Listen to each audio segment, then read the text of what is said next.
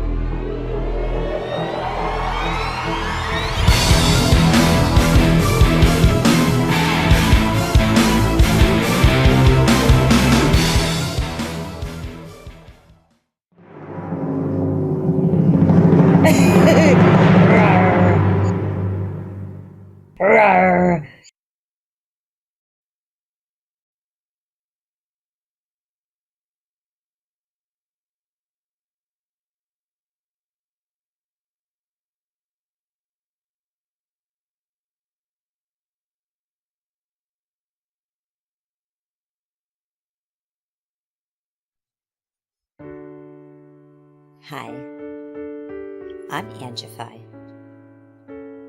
I started Angified Presents. We share the love of music. It has been medicine and therapy. Nothing else worked. It has saved many of us. With mental health, we need to open our eyes. Hurt people. We ask that you listen, comprehend, and relate with your ears. Form that heart of unity and one. We share on this stage. Statistics, feelings. And ourselves. We stand with the belief to be you, to be heard, and to be original. We all may be different, with opinions and beliefs. At the end of the day, we are all brothers and sisters. We are family.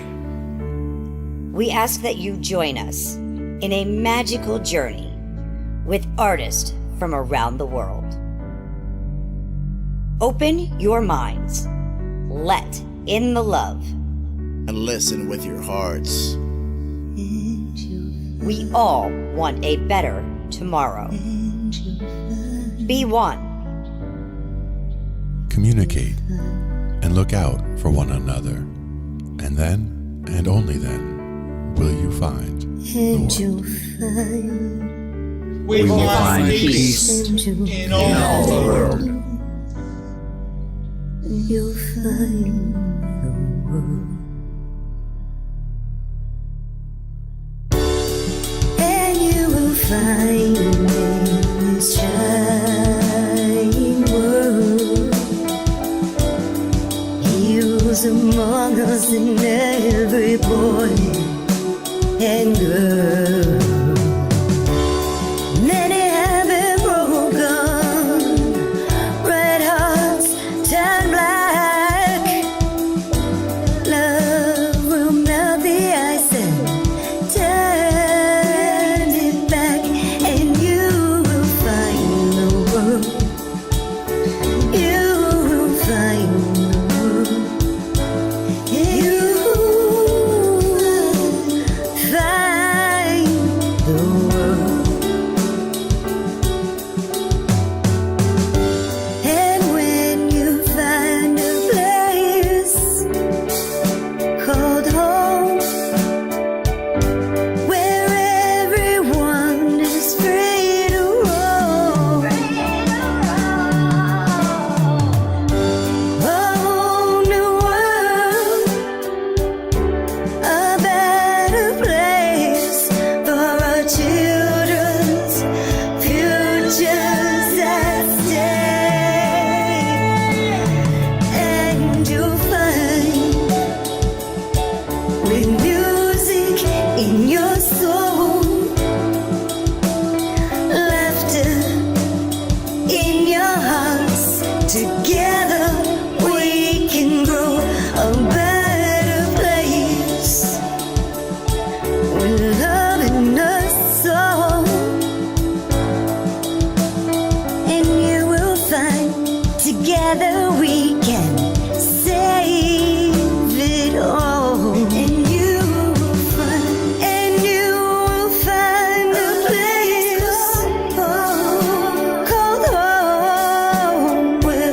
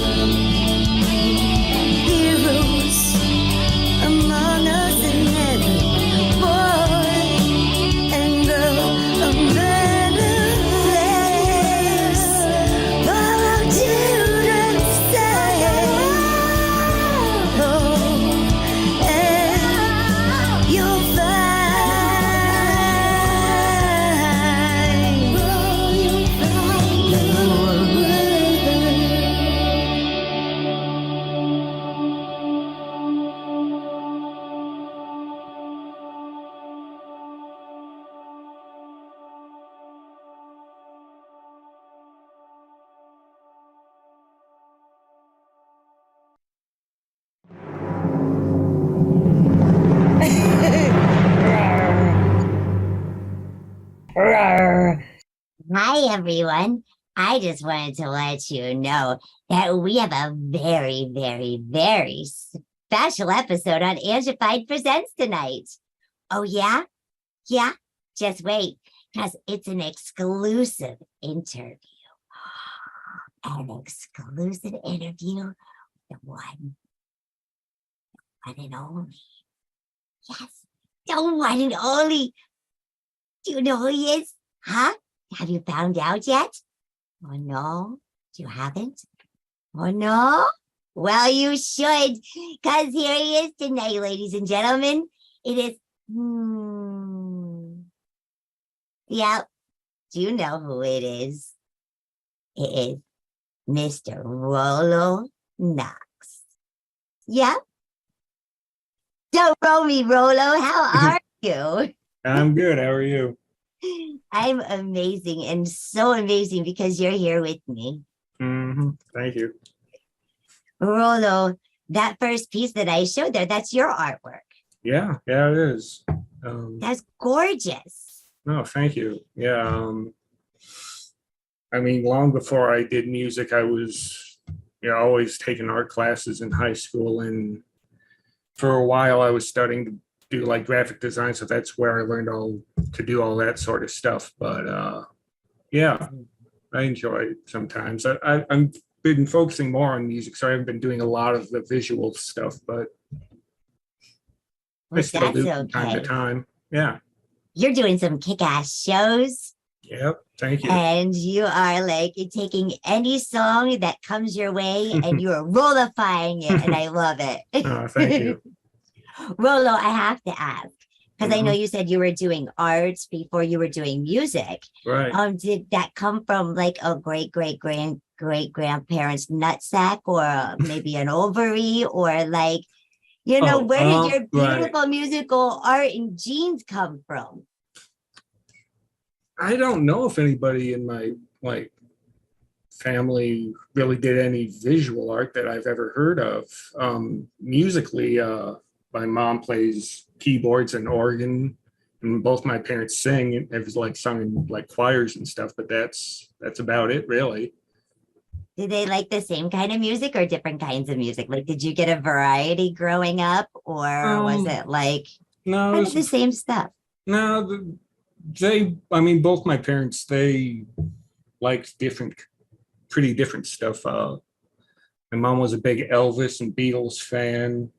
My dad was he never listened to music much in the house, but like I know he really went more towards stuff that was even older for him, like 40s, like big band and jazz type stuff was mostly what he always talked about liking. But so now I know where your ears go, Rollo. Right. I love it. I love it. I love it.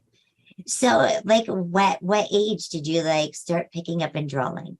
Was it 3-4 years old when you learned how to hold crayons, or did you not really like art until you started getting older? I mean, I remembered drawing as early as 4 or 5, but I never really started getting really serious into it until high school. I started taking art classes there. Then even took some in college, like I said. But yeah, I guess that's pretty much where it started. Yeah. And did you get involved in music in college? When did the music when did the color from the paper come into the air and be it's there? Right. Well, I started playing guitar when I was 17, so about probably junior year of high school.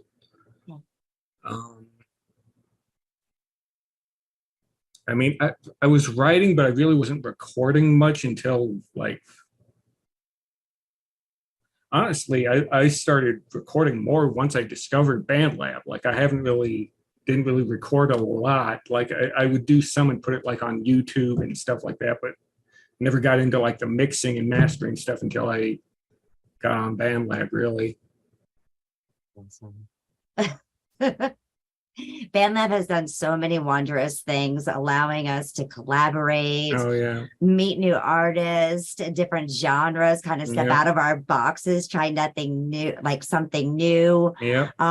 Just inspire and to create others. It has definitely been a blessing for many of us. So Yeah. so you guys tell me about like some of your favorite collaborators. You want to give anybody a shout out that you've worked with?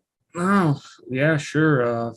I mean, Unicorn Made Frankenstein, of course, is one of my favorites on the lab. I recently did a song, I think it's one on the list here, with George Webb or Highway 73. Let's see who else. I've always been a big fan of Skip Dipper on the lab. Another one that I've done a little bit of collaborating with was Paul McMinotaur. He's another favorite of mine. Yeah, I'm probably leaving out a bunch of people, but that's all that's coming to mind right now. So apologies if I left you out. Yes, he'll roll you next time. Yeah. So, when did you come on to Bandlab? Around like COVID 2020 or no, it was prior? I'm trying to remember. It's been at least 3 or 4 years that I've been on the lab. It's true. Time flies when you're having fun. Yeah, I know. I remember it was like around July was the first post I did, but I can't remember what year, so that's weird. But yeah, it was at least 3 or 4 years ago that I first started doing stuff on here or on Bandlab. Yeah. And what about your comedy? Because you are hysterical. Like thank you make me smile so hard sometimes. Right. You hurt my cheeks, Rollo. Oh, thank you. Glad to hear it. Yeah, I mean, I do serious stuff, but I like to be kind of silly too. I mean, that just kind of started with again on Bandlab. I hadn't really done much, comedically before that. I always kind of wanted to try stand up, but I never got into it. So I guess once I got on Bandlab, I kind of saw that as an opportunity to at least try to be funny. I'm glad at least some people think I am sometimes. Well, I'm glad you came out your box. Oh, thank you. Me too. Rollo, let me ask your song Bad Kitty. No, yes. Tell me about that, because it looks like you're in a band there called Tina and the Fat Yeah, Lords. that's actually the only band that I'm in on Bandlab that I actually started myself. Okay. That is with, I think, me and just Johnny B. I can never remember all the numbers to his username, but Johnny Barrett, I think. But yes. Yeah, he's on vocals on that one, and I believe I did all the music on that. He came up with I had no lyrics for that, and he just came up with all of that. So, yeah, kind of surprised me with how funny he is, because I never seen that side of him before. So I was really pleased to see that. Absolutely. So you can find Johnny B also on Bandlab at Johnny B01290. Yeah, man, I want to make sure to give him a proper shout out there. Well, we're going to go ahead. We're going to listen to Bad Kitty and see how bad you are, Rollo. All right. Are you ready? Yeah, I'm ready. Let's do it. All right, let's do this. All right.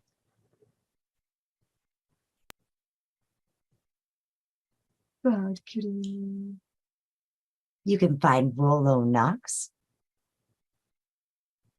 at Rollo_Knox. Discord. SoundCloud.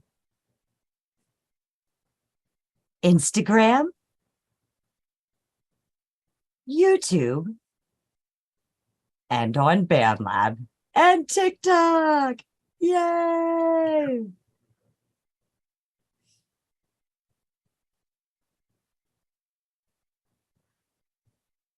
Rollo is a guitarist and a keyboardist, drummer and vocalist, songwriter, bass player, DJ beatmaker, and a #1 fan. He loves rock, R&B, electronic, jazz, folk, classical, funk, blues, metal, country, and long, long walks in that beautiful sunset.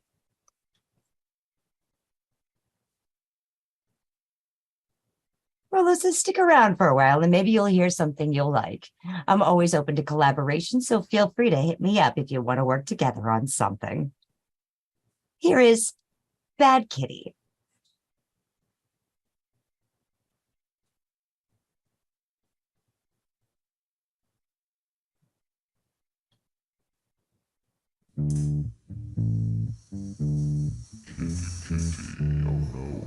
So pretty.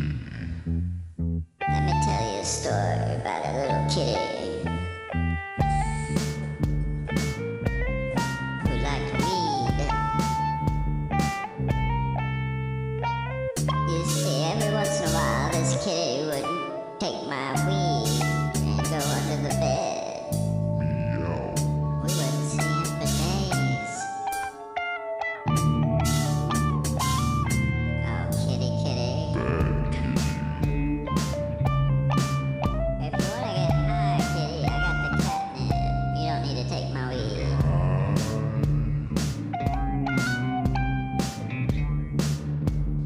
Do you hear me, kitty?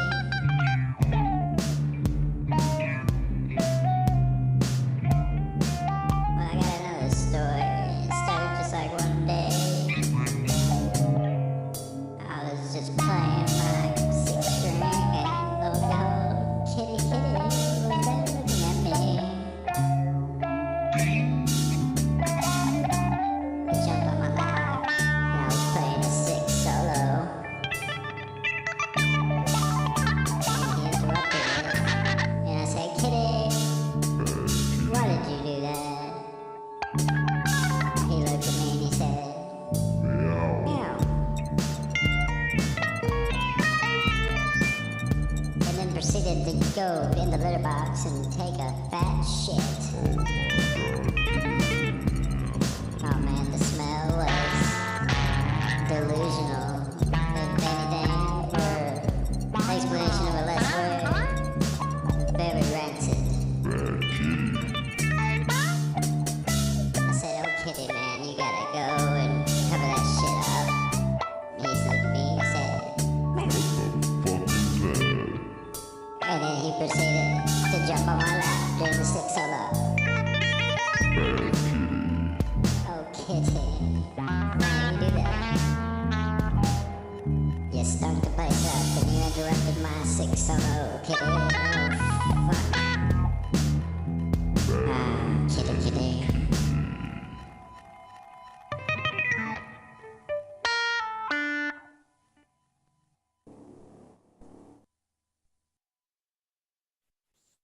Rollo, that was awesome. Oh, thank you. Bad Kitty. Yeah, bad kitty. It was great to hear Johnny kind of step out of his box, you know, Right. and really like show himself and be himself. I love that. Yep. My goodness. How long did it take to do that project? Oh, shoot. I mean, so long ago, I'm not really sure. I know I kind of finished most of the music and then I just had it up for anybody in the band to do anything with. And Johnny jumped on it and he added the lead wah guitar and the vocals and that was it. So honestly, I don't remember how long it took, but yeah.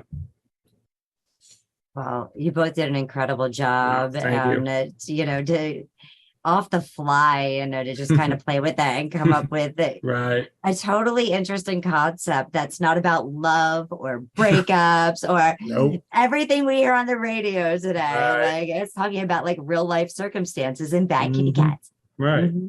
Yeah. Oh, Rollo, where do you come up with some of your ideas? Wow. I don't know, man. I mean, Like, is something like if you see something like during the day, like if you go to the grocery store and you see something and you're like, man, that was like, this is like totally something that shouldn't have happened today. It kind of varies. I mean, sometimes it's from just something I see or something somebody says to me, or sometimes I just think of a funny title and write from the title, go from there. I don't really know. I mean, do you have like influences that like, kind of maybe spark your inspiration? Yeah, I mean, I think probably Frank Zappa is a really big influence. Like when I was younger, I never really I listened to his music. I never really liked it, but then as I got older, like I just really appreciate how free he is with creativity, and just how little he cares about making a fool of himself or so, Who else? Then Jack White. I really like what he does on guitar. He's another big influence. Let's see who else. I really like older Americana stuff like Leadbelly and Woody Guthrie. I hear the Frank Zappa come out of you a lot. Oh, yeah. Oh, thank you. Like there's no hiding that. No. It's obviously an influence. Let's see. I mean, of course, comedically, again, going back to that, Tenacious D, Weird Al. Yeah. Howard Stern. Yeah, sure. You had some good guests. Yeah. Well, Rollo, Mm-hmm. out of all of your influences, I'm so glad you never walked away. No. I'm so glad that you show yourself and you put yourself out there. That definitely is an inspiration. And like I said, you make my cheeks hurt a lot of times because you make me smile so much. So thank you. Thank you. Appreciate that. Glad to hear it. But if you walk away from me, I'll just love you from behind. Oh yeah. I see what you did there. So tell me about this song. Well, I kind of mentioned it earlier. This is the tune that I did with Highway 73, George Webb.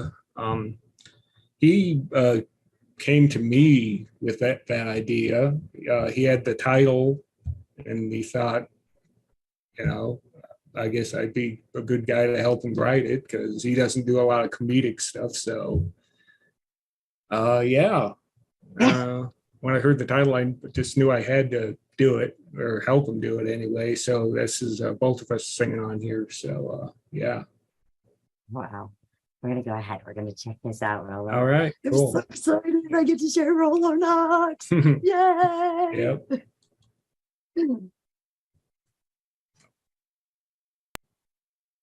We're going ahead and listening to If You Walk Away From Me, I'll Just Love You From Behind. Yes. Like, share, subscribe to Rollo Knox. The vocals and lyrics at Web George. Vocals, lyrics, music at Rollo_Knox. A tune about loving from behind. We're listening to Rollo Knox.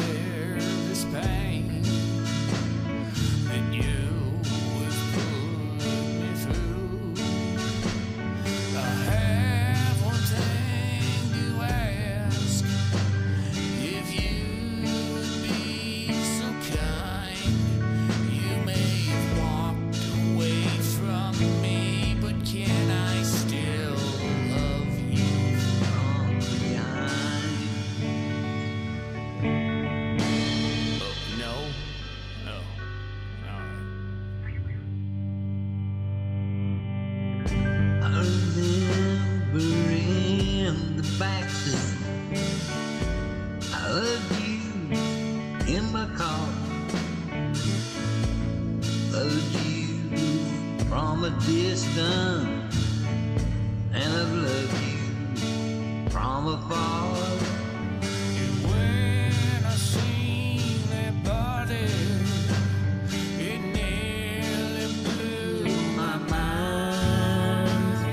And if you walk away from me, I'll just love you from behind.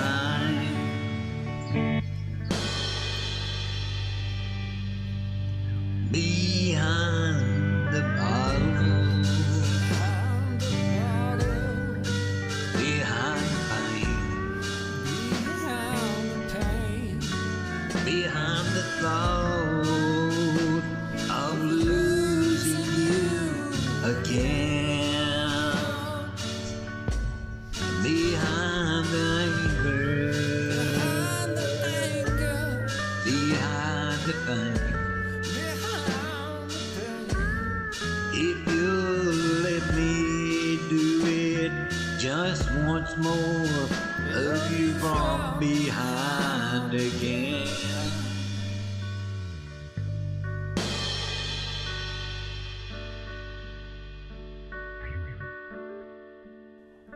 Well, I met you on that moonlit night, on that summer's eve. You were wearing some sweet scent that I could now believe. Then I walked up and asked you if I could make you mine.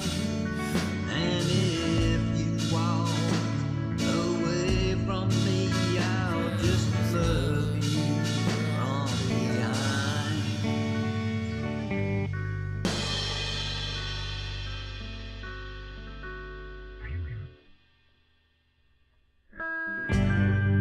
Oh, Rollo. Yeah. All right, Rollo, just a little demo. I still don't have words, but Super Legend, absolutely great. You know, like right here we could go, hey, no, it's my girl, Rollo. You say, no, it's mine, George. You say, well, I loved her from behind. What'd you do? Well, I loved her from the front and behind. So, okay, well, I loved her from the front, the behind, and upside down. So, she's my girl, Rollo. Just being foolish, but what we're about, right? Oh, he's awesome. That was Yeah. awesome, Rollo. Thank you. I don't know if George knew I was going to leave that part in or not, but I did. It was perfect. It was a Yeah. perfect way to end it. I don't think there was any other way to end that like that. But that was Yeah, perfect. no. Thank you. Oh man, Rollo, you are like all over different social media platforms and doing live shows. Obviously at Rollo_Knox, pretty much everywhere. Yeah, pretty Bandlab, much. Discord, SoundCloud, TikTok. I mean, you're really blowing up. Yeah, well, thank you. What's been the hardest part? Oh. I don't know. Like, I guess sometimes, like, you know, you think a song is really, really good, and then it like gets hardly any attention at all, and then the ones like you don't think much of blow the hell up. So it's like, you know, sometimes that's kind of frustrating, but you know, as long as some of them are blowing up, that's all that matters, I guess. Yeah. It's funny like that because you think, oh man, I got this killer tune. I'm gonna put this out and Right. this is gonna be the one, you know, 'cause they're Right. gonna love this. I'm gonna get Nope. like and nothing. Like you're lucky if you get 5 plays on it, Right. you know, and then it's like other ones, it's like you put out as like a joke, just fooling around, not really even putting any time or thought into it. And Yeah. it's like those are the ones that get like a bunch of plays and you're like, Yep. man, how do I win? Right. I don't know, man. You just tell them to give them some of your tots, right? Right. Yep. Tell me about this one, because this is you and Johnny again. Is that correct? Because I know it's Tina and the Fat Lords, or is this just you? I'm trying to remember. Oh, geez. Now I can't even remember my own song. I can't remember. It only had you tagged. Johnny. I think it's me, Johnny, and if it's the most current version, UMF is also on it, I think. Okay. No, and Paul McMinotar's on it too, I believe. I think that's everybody, hopefully. So it's pretty much everybody from the band. Pretty much everyone was on that track, yeah, I think so. All right, so at After UMF the song, music, I'll be able to tell you for sure. At Paul McMinotar, Right. at Johnny B01290, at every_green_tree, and at Rollo Knox. He says, give me your tots. Let's check it out. You don't need earmuffs, everyone. It's your tots. Here we go. Give me some of your tots. Please. Hey, Napoleon, give me some of your tots. Come on, give me some of your tots.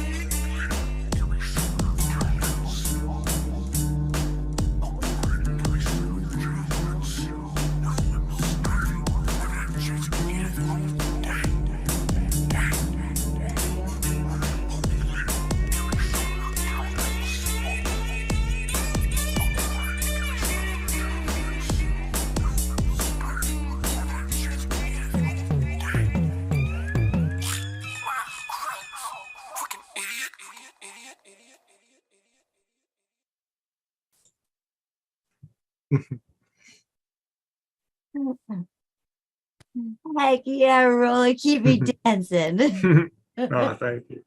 I love the fact that you're not afraid to play with other genres. Oh, yeah, sure. What was probably like the craziest, like, because you like to also mishmash and mosh different genres together. So it was probably like the craziest track that you ever like composed and put together. Shoot.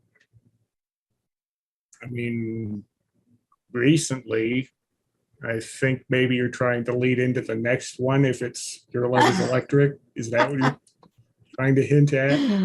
Oh, actually, nope. That's No? not the next Oh, one. okay, well, usually You that's should probably skip the to my crazy- Lou or Sorry, skip to so my that- Rollo. Oh, that one. Okay, yeah, sure. But yeah, in But Love terms is of Electric? mishmash, yeah, probably that one would be most recently the craziest mishmash of styles I've done, I think. But yeah, Skip to My Lou is pretty cool too. I thought you were trying to lead into the other, my bad. That's all right. Uh-huh, you're good. I got you, Rollo. Let me ask, what was the most challenging thing about that song, The Electric Love? Like what made it the most challenging for you to compose and put together? I mean, for that one, it's probably like in the verses, it's kind of poppy. And that's like one genre I've never really, played around with too much. Mm-hmm. So trying to make it sound halfway decent, at least those parts it was just kind of new to me. So I guess, yeah, that's probably. Awesome. So yeah, it was trial by error. Yep. It was going to work or you were going to make it work. Right. Eventually. So tell me about Skip to My Lou. So a while back, I did a whole bunch of kids songs. I'm sure you probably remember those. I do. It was shortly after the jingle, right? Yeah, probably. I'm not sure, but I actually remember this one started because I just came up with this sort of riff that I was just starting something out, and it reminded me a lot of, again, Skip Dipper on the lab. So I just sort of put that name in there, and then later I decided to just make it into another weird version of the actual kids song. But since it's public domain, I changed the lyrics a little bit, made it a little bit darker to match the music a little bit. But that's kind of how that came together. I love it. I love it. Thank you for sharing, and thank you everyone for being an inspiration, Rollo, because you have been a very big inspiration on the lab, touching people like Skip Dipper and UMF and Johnny and me, even in ways that you don't realize. Oh. So thank you. Oh, well, you're welcome. Right here, Rollo. Yep. Well, let's go ahead. Let's listen to Skip to My Lou. Something for the kids. I added so many effects to my new Atomo tone. Rollo, help me out. Yeah, Atomatone. Yay. That I made it sound like a dial-up modem or something. Rockin' dial-up fax machine .matrix.com. Yep. Let's press the button. Yeah, sure. Skip to My Lou. Here we go. 1, 2, 3, 4, 7, 5, 6, whatever sticks, skip to my door.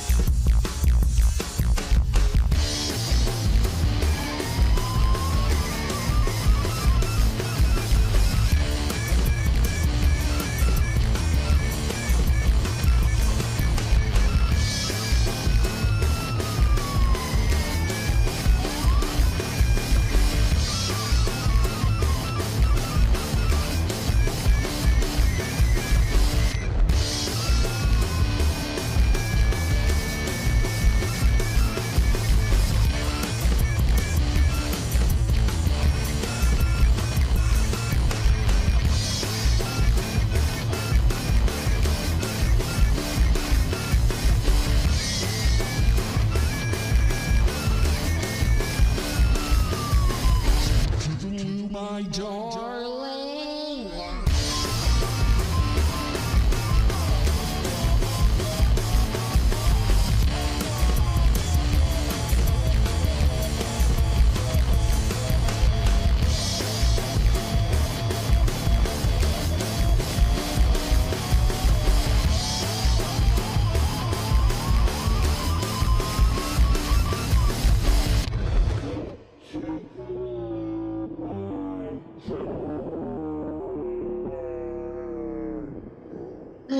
I love all the effects, Rollo.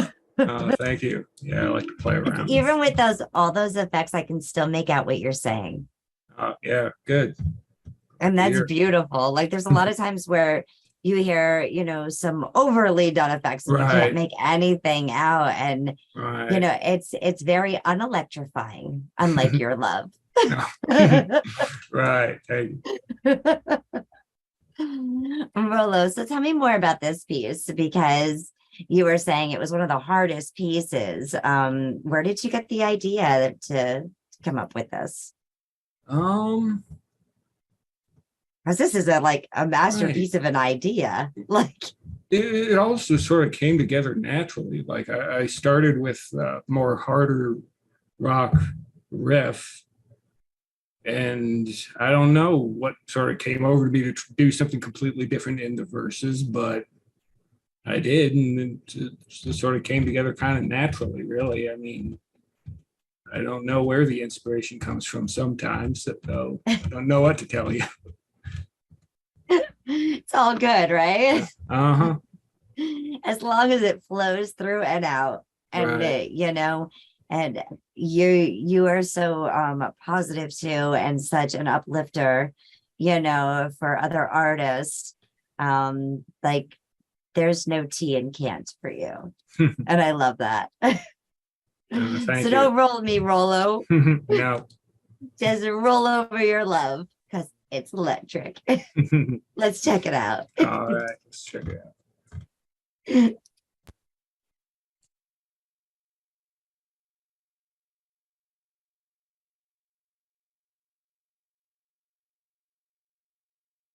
Your love. It's electric.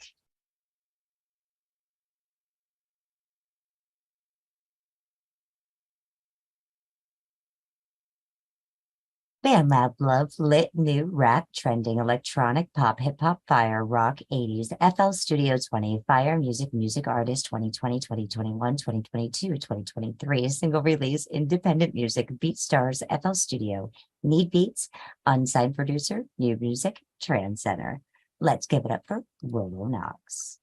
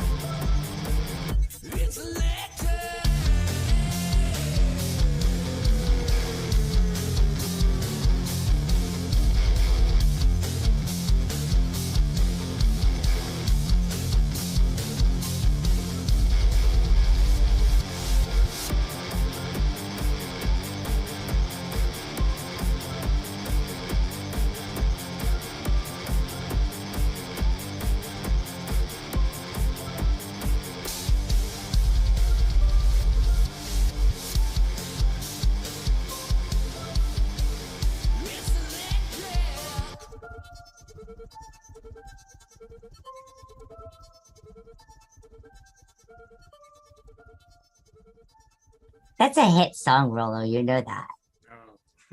Oh, thank you. Appreciate that. That is totally electric. Yeah. Yeah. That's what I was going for. That was a great intertwining of all those mixtures of genres. Yeah. I love the fact that you're stepping out a little bit with the metal and the with some of the heart. It's electric. Yeah. It is so nice to see that and to feel your energy when you do that. Right. Because not only do I hear you, I feel you. Oh. Good. Thank you. Rollo, I have a question for you. Yeah, sure. So, if you had to give advice to someone that was, say, a junior in high school, and, they were kind of in your shoes, what kind of advice would you give them? Just, stick with it, keep practicing, and, I guess try and push yourself to, get out and perform more than I did when I was younger, because I was so shy and I wasn't performing out at all, and I wish I had. But yeah, that's about it, I think. So stand up, get out there and do it. Yeah. God, you're so nice to your younger self. Yeah. Mine would have ended up with a broken arm, a black eye or two, and what's wrong with you? Rollo, this has been an absolute honor. No, well, thank you. To find out more about you and to learn. I hope you're going to let me do an update, in the future. Yeah, sure. Because I definitely want to follow you all the way through. You're not allowed to stop performing anymore. All right. Awesome. We're going to go ahead and say thank you so much, everyone, for liking, sharing, subscribing to Rollo Knox, getting out there, tuning in, listening to all of his amazing music. And, I got to tell you, this is an exclusive interview with the one, the only, Rollo Knox. Exclusive, everyone. Yes, the one, the only, Rollo Knox. Yes. Make sure to go ahead, like, share, subscribe. He is on all platforms. Check out his artwork as well. You won't turn around again, because he'll be loving you from behind the whole way through. We're not going to roll Rollo. We're going to check him out everywhere: Discord, SoundCloud, Instagram, YouTube, TikTok, and Bandlab. Till next time, everyone, I want you to like, listen, share, and subscribe. This is Angified Presents.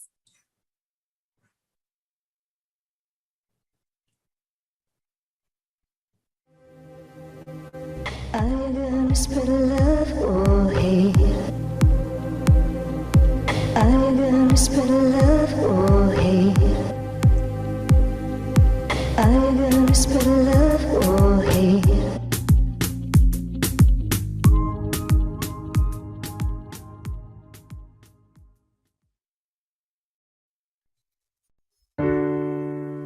Hi, I'm Angified. I started Angified Presents. We share the love of music. It has been medicine and therapy. Nothing else worked. It has saved many of us. With mental health, we need to open our eyes. Hurt people.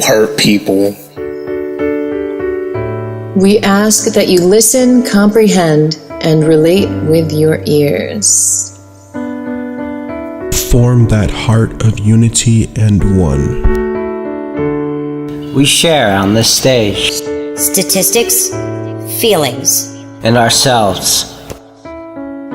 We stand with the belief to be you, to be heard, and to be original. We all may be different, with opinions and beliefs. At the end of the day, we are all brothers and sisters. We are family. We ask that you join us in a magical journey with artists from around the world.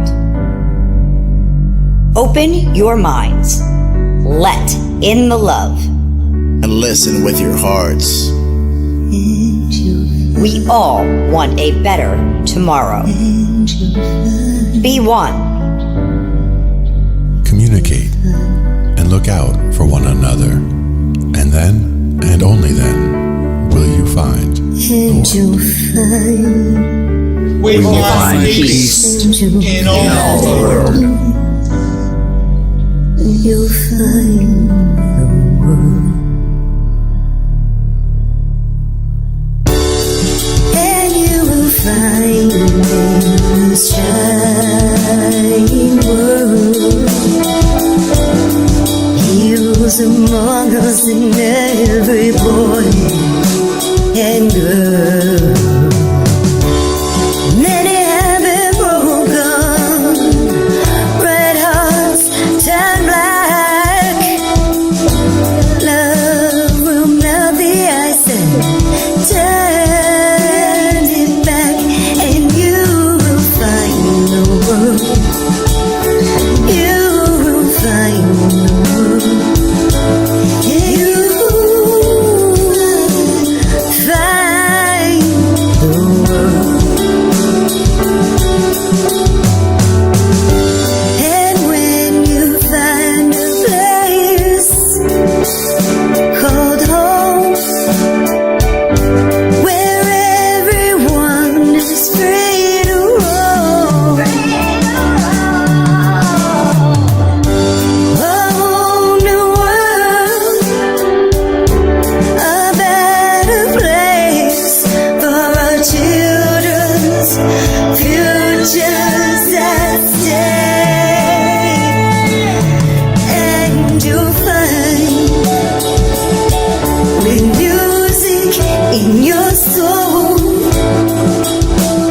laughter in your hearts. Together we can grow a better place with love in us all. And you will find together we can save it all. And you will find a place called home, where everyone is free to roam, a better place, a whole new world for our children's futures at stake. We'll find, you'll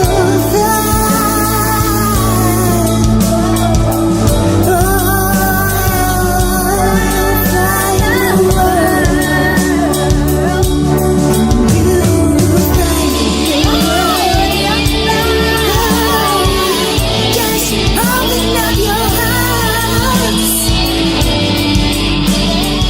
and you will find the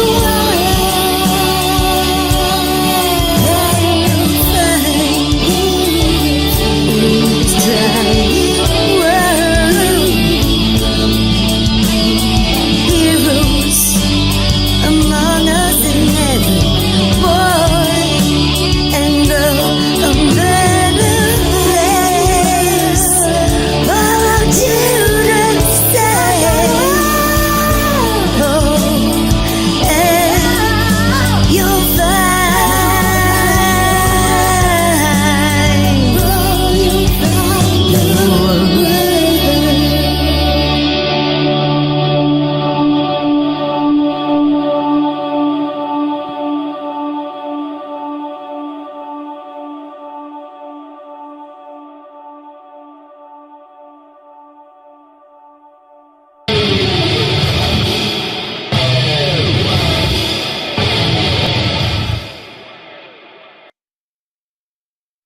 Good evening. I want to let you know Angified presents Do you know what we present tonight to you? Oh, share the love, everyone. Like, share, follow, and subscribe, because tonight we have a very special and, an exclusive interview. Tonight, we have not only an amazing artist, but a national hero. Let's give a warm welcome to Scott. Yay! Scott is here to listen, to learn, and to give back. Humbly unproduced and imperfect. He deeply appreciates the support everyone in Bandlab freely offers. He says, you folks are awesome, but I'll let him tell you that himself later. Thank you so much, Scott. You can go ahead and you can follow Scott at Nano. That is Nain. Here, I'll show it to you. NAINOA 88. Yay! It's so awesome to have you, Scott. I'm so excited. Thank you for having me. I'm super stoked to be here. Like, what an honor. Truly, truly thrilled. I can't wait to learn more about you. Well, shoot. I'm just, like I said, I'm just stoked to be here. I'll let you drive then, because I don't even know where to start. So over to you. Well, I guess we have to start with your ancestors. Like, where did you come from, Scott? Because you have such a beautiful, creative, artistic, musical, like, positive everything. You're amazing. Thank you, Angie. Well, my dad is one grandma's from Mexico, and my dad's from has German descent from Pennsylvania, through Pennsylvania Dutch. And then on my mom's side, yeah, you got it. And then on my mom's side is from the Big Island of Hawaii, and then some other stuff mixed in, European ancestry, but Portuguese stuff. But yeah, so that's my answer. That's where I'm from. But I'm from California originally. Lived there for quite a while. Still do. Not coming to you from there right now. I'm coming to you from a brilliant hotel somewhere in the East Coast of the United States. But hey, San Diego's my hometown. But it sounds like you're a Heinz 57 like me, from all over. Yeah, all over the place. Yeah, all kinds of cultural background, exposure, and in the family bloodline. So yeah, really cool.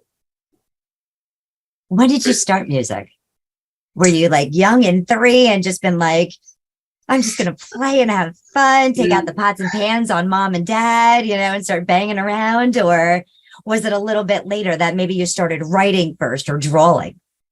I drew as a kid, and then there was an organ sitting in the house in the late 70s, early 80s that I would tinker around on by ear. And then my grandmother from Hawaii had a ukulele that I would pick up and plink around on, but it wasn't until age 14 or 15 that out of the blue, age 15, but it was building up at age 14. Out of the blue, I was like, I need to learn how to rock, and I started becoming very interested in guitar. It wasn't for a while, and it wasn't until a while later that I actually could play a chord, but that's when it hit. I was like, I knew I needed to do something with music, and a guitar. So 15.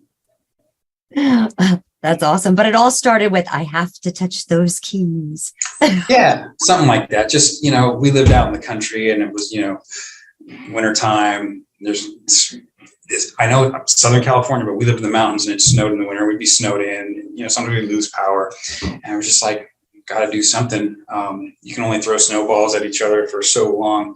And so, I got into music, just tinkering around on that organ, playing Christmas songs during Christmas. That was about it. That's as far as I understand the snow. Yeah, you would. So many forts and so many people you can throw snowballs out without getting in trouble. It's pretty much. That was the start. So Did you have a band then? Because like if you started at 15, you started playing guitar. Did you have some friends that also played instruments? Yeah, didn't have a band right off the bat. My stepmom noticed that I was interested in playing guitar. I was living in North Dakota at the time because that's where my dad had worked. So I moved up there to live with him for a few years, and she brought home a garage sale guitar that she got for $5, and it had 5 strings on it. It was an acoustic, and I was like, I don't know how to tune it, but I'm just going to sit here and pluck on this thing. So I played on that thing, nothing, knew no chords, just made music, 1 string. And then a friend of mine that I was in high school with knew how to play guitar. He's like, come over and we'll jam. So he's like, oh, dude, you need to tune this thing. Oh, and you need a string. And so he got a string, tuned the guitar, and then showed me chords. I think the first chord I learned was E minor. And then, we would jam like once a week, and he'd show me a couple more chords, and I would just,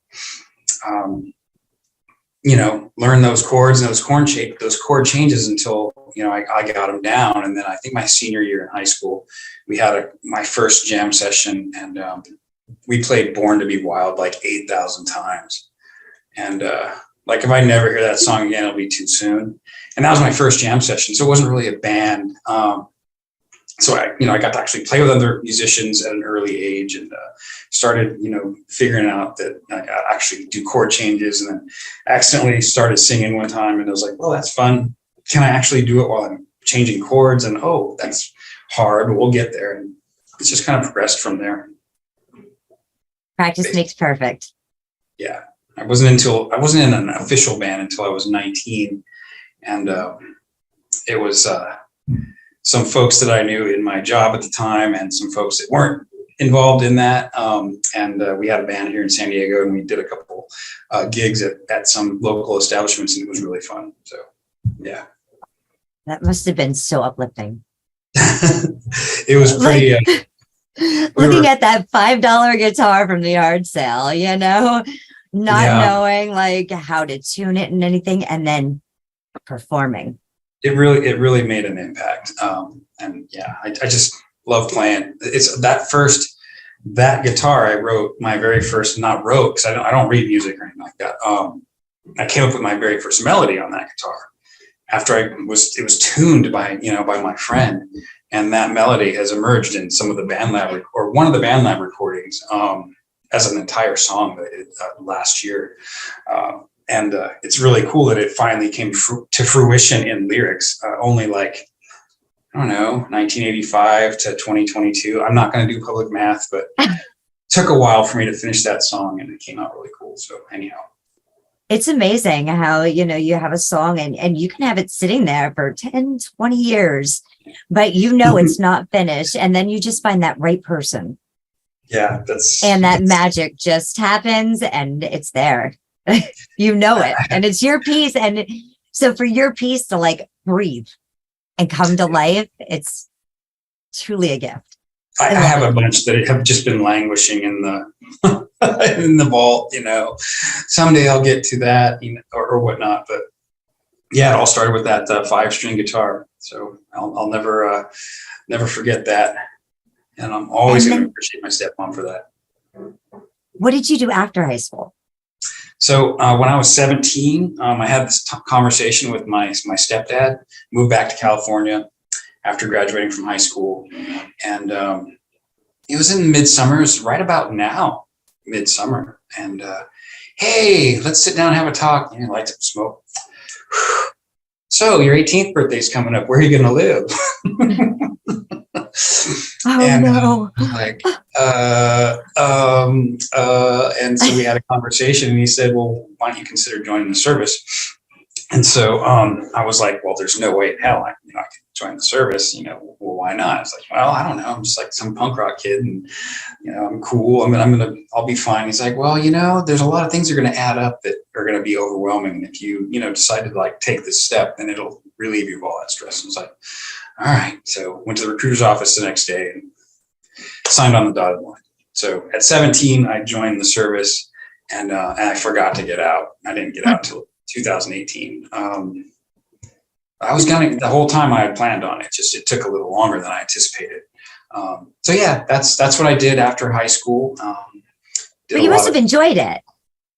Yeah, there were enjoyable moments, and there was, it was the people, it's like being in a band. It's like being in a band, the folks that you work directly with, you get along. Some days you have your good days, you have your bad days, but for the most part, you do anything for each other, any kind of day that's going on. So that was that kept me going. And aside from doing that, I always had my hands in something else. I stayed involved in music while in the service, played in different bands. I was in the Navy, so I served on a lot of ships. And so we would always like find other musicians that were on these ships, and we'd get together and jam at all odd hours whenever our schedules would come together. And we'd go into like some foreign port somewhere and go approach a proprietor of a bar and say, hey, can we play here? We'll play for free and we'll pack the house. And that's what we would do. And because we had a whole crew of, sailors that would come to the gig and, drink the place dry and have fun. And then we'd crawl back to the ship at whatever time with all our instruments and sail off or do it, the whole time we were in a certain port. And so that was my early band experience. And we always played, for free and to, just for the enjoyment of it. Did that for a while. But I also, when I would, I had friends outside of the service as well that were also musicians. And so I'd play in bands with them.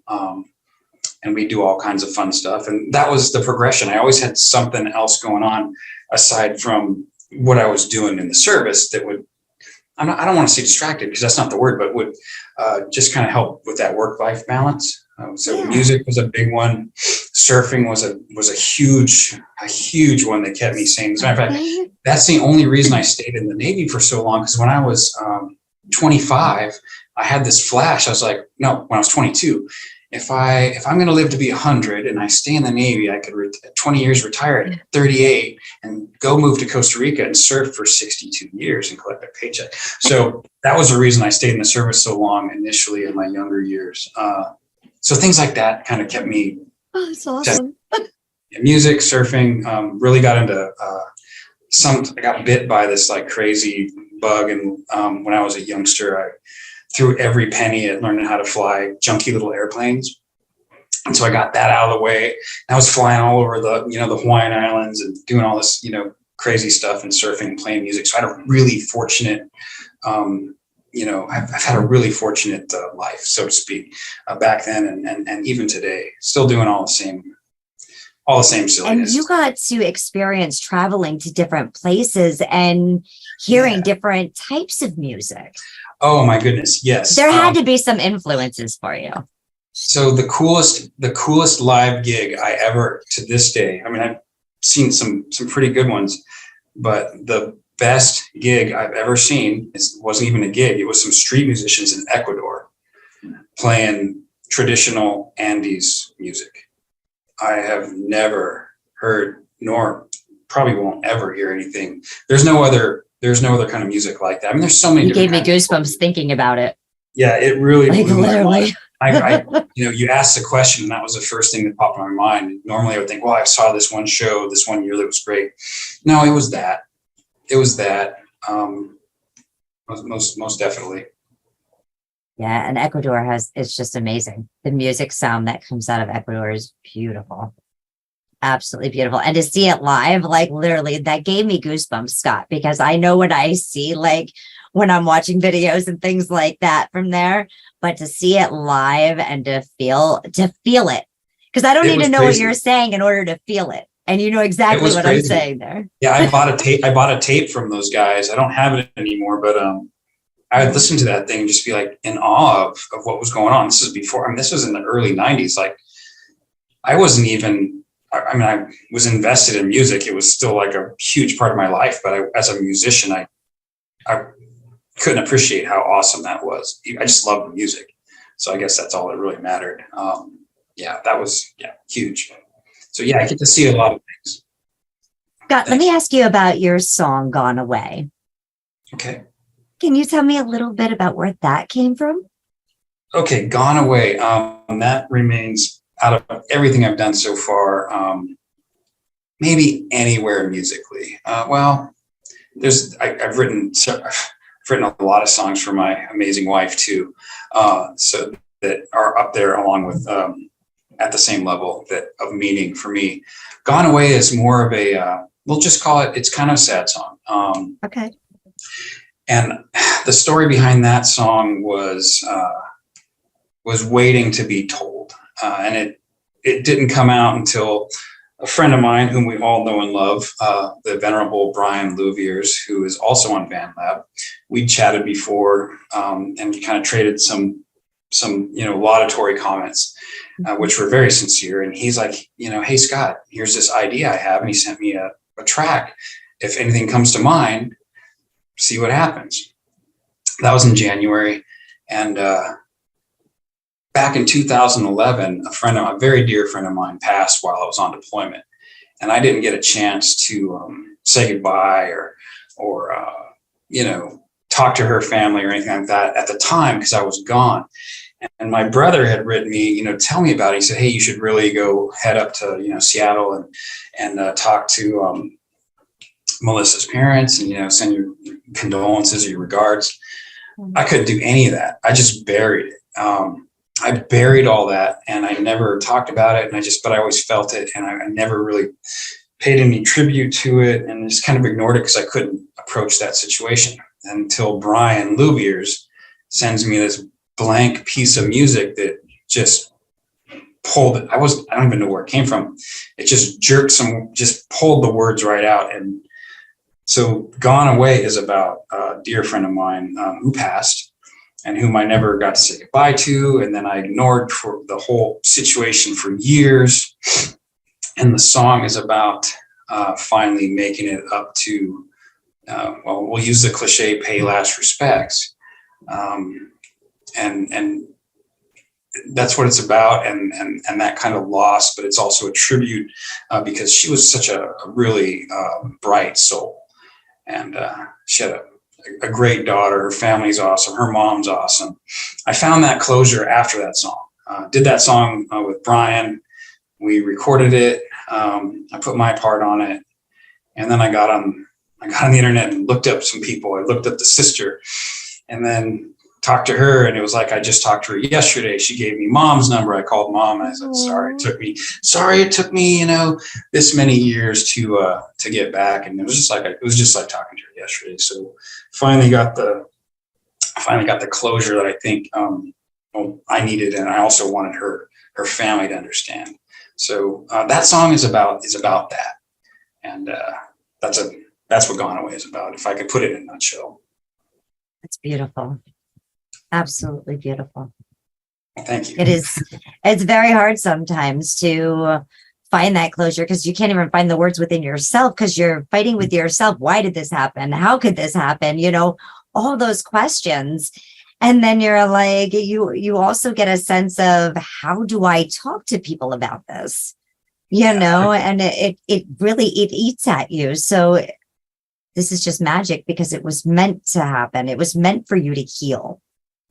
Yeah. And I think, with you giving back and getting the closure you needed, I think, and I know your friend is definitely watching above, and she knows that and she sees that and feels that as well.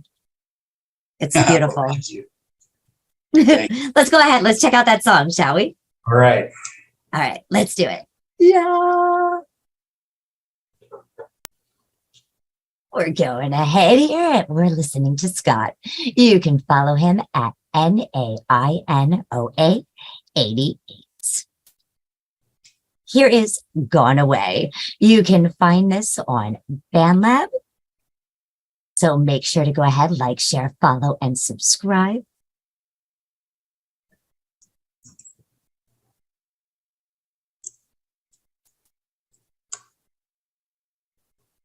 You will see this is Brian Louviers and Scott.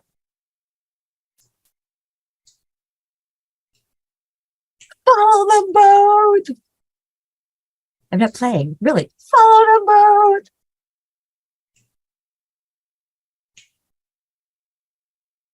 In his description, original on loss and hope. Thank you, Brian Louviers, at Retro Neko Media for your composition, which brought the lyrics to light. Rock Bandlab new music like artist, music original alternative indie, fire, real, and vibes.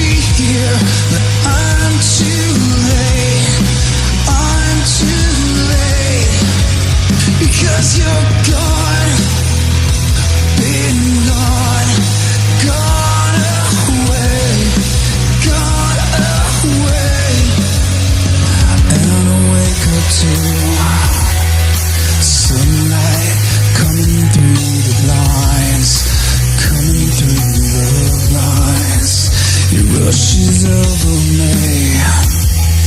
Knowledge you no longer here. You no longer here.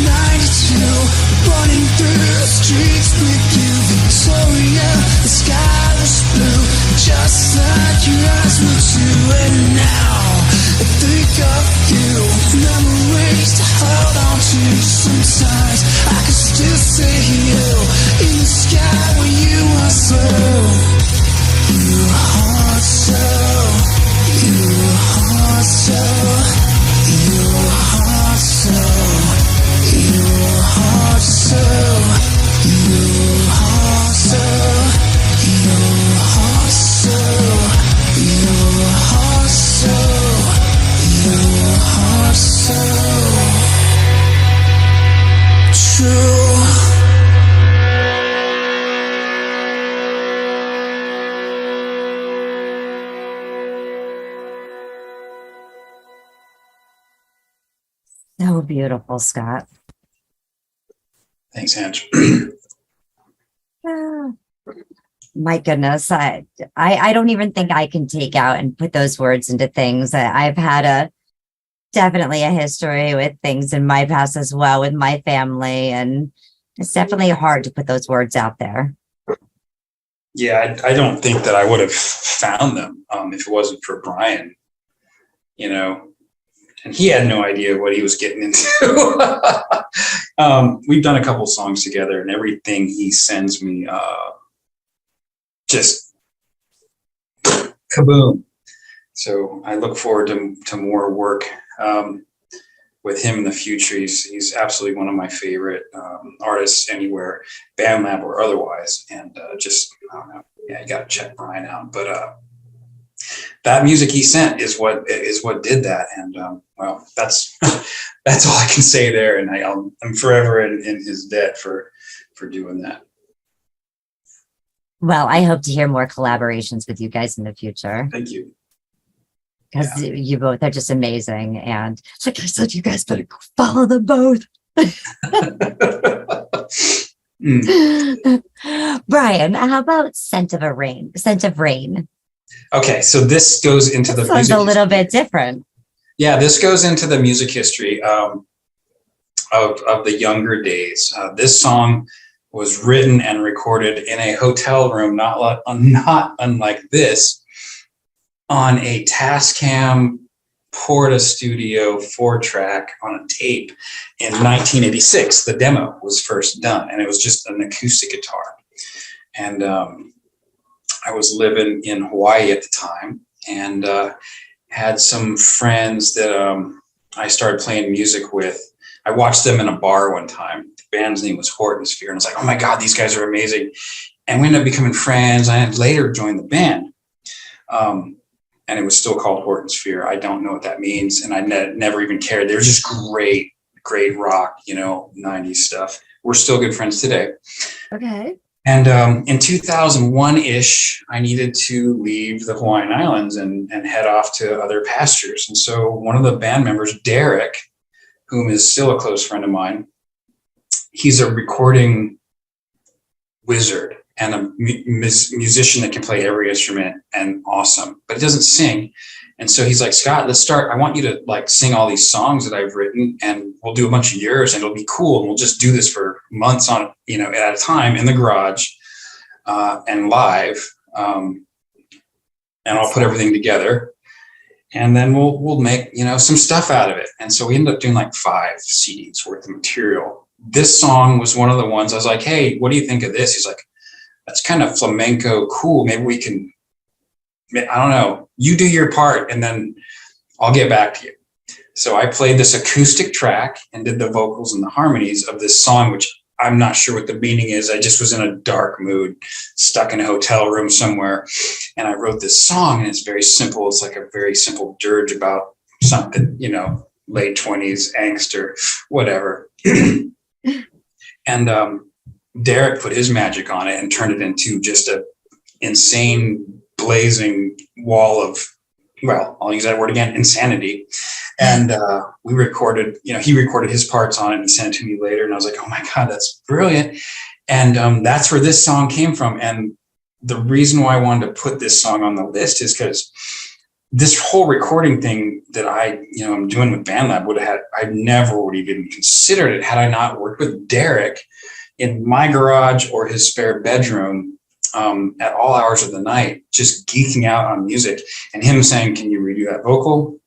Can you sound a little bit more rocky in that? Or can you, you're out of key. This went on for hours, and we were both professionals. We were both working, and we would enjoyably do this stuff till 3 a.m, as you guys all well know. And so we ended up doing a lot of material, and this song was one of them. And I just had a whim last month, I think it was June. I was like, let's throw that song up there, because it was from last year, and see if, it gets a little bit more attention, because it was a really, it's just kind of a melodic, cool song. And so I threw it up there, and I thought it would be a good introduction to the stuff I've done with Derek, which is, it all resides on Bandlab under the @GirlsAreEvil project. I was wondering what GRE was. Yeah, girls are evil. So here's where that originated. We were like, well, what do we call this recording project? Because we can't call it Horton Sphere because Kevin and Danny, the drummer, aren't involved. So there's this really funny equation. If you look up math equation, Google it, math equation, girls equal evil. It's just this silly, hilarious math equation. We don't subscribe to it, but we thought it was so funny that we would use it as a project name. And that's all it is. We don't really think girls are evil, but it was just hilarious. Like, it's this math equation. I love the creativity. Written out on college ruled paper, a math equation that is trying to defend and prove, the statement. So we thought it would be hilarious. And that's where that came from. So this song is a work with Derek Ho out in Honolulu, recorded in my garage at the time in Honolulu. And I'm pretty sure it was about 98 degrees in there. But that's this song. 98 degrees. Dying. Must have been a lot of fun though. Like Hawaii, I heard, is just absolutely gorgeous. So even though it was hot, it's probably like a different type of hot than I'm used to in the Northeast. It's pretty tolerable. Yeah, it's a beautiful place, wonderful people, great music scene. And musicians in garages. Oh my gosh. Well, let me tell you about the Hawaiian musicians. You know how bluegrass musicians are through the roof? Like, how did they just do that? That's how the Hawaiian musicians are. Oh my gosh. Yeah, same on parallel with our best bluegrass musicians are the Hawaiian musicians out there just playing Hawaiian music. It's a great vibe. I have to send you some links to that. Let's go ahead. Let's listen to this song now. Scent of Rain. Make sure to like, share, and subscribe. Do it. Yay!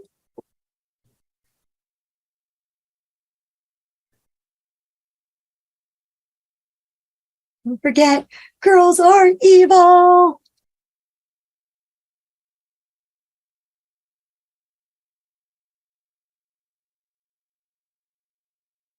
He says, Happy Friday. Original dark and crazy slow dance love song from the @GirlsAreEvil. GRE, Volt. Hashtag rock original acoustic guitar indie music, song, and music. Here we go.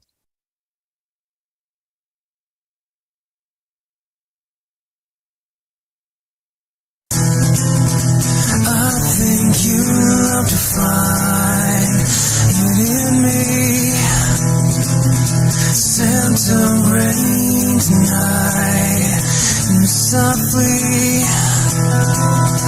I think you love to find it in me. Santa rain tonight, and softly. I wish I had never seen the light of your face, and I can't seem to know any other place.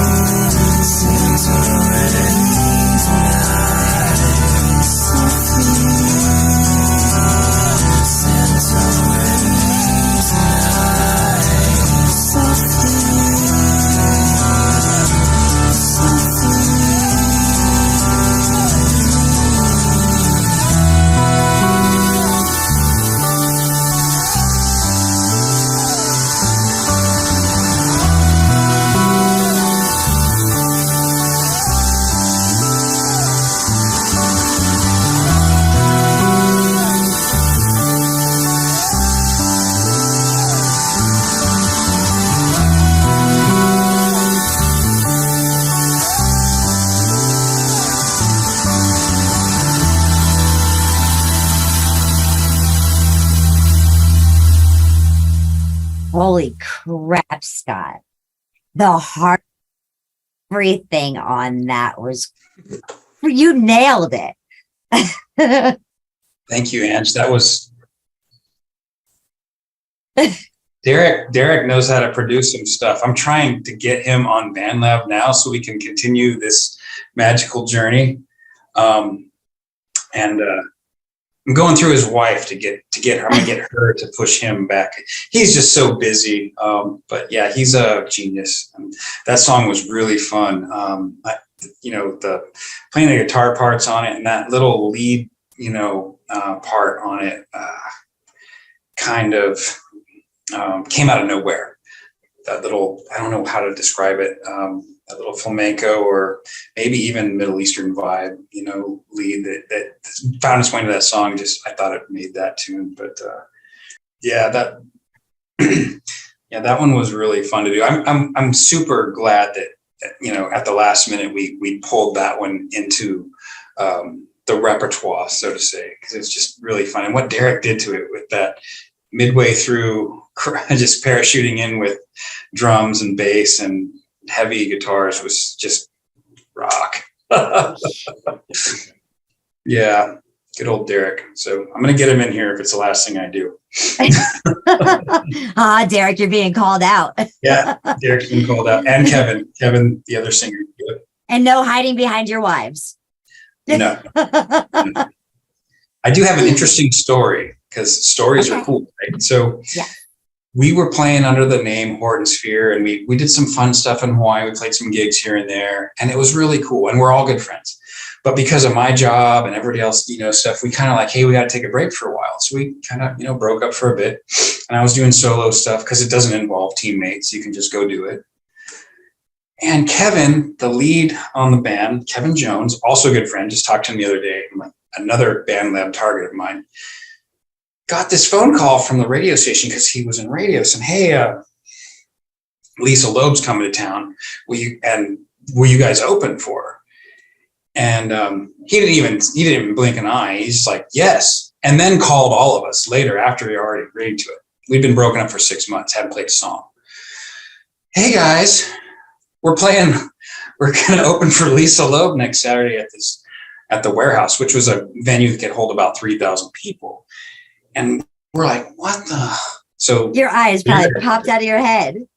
Yeah, we're like, are you kidding me? We don't know we haven't played together. We don't know any songs. So we got together in Derek's office. He worked in an engineering company down at the airport, and we crammed all our material, our equipment in there, and we practiced every night for 5 nights and got a 10-song set list down, which was bulletproof.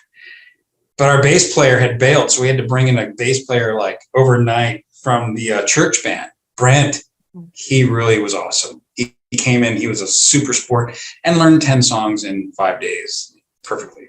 So we played that show, and it was really cool. But here's the really fun story about that show was we went to do sound check. Loeb.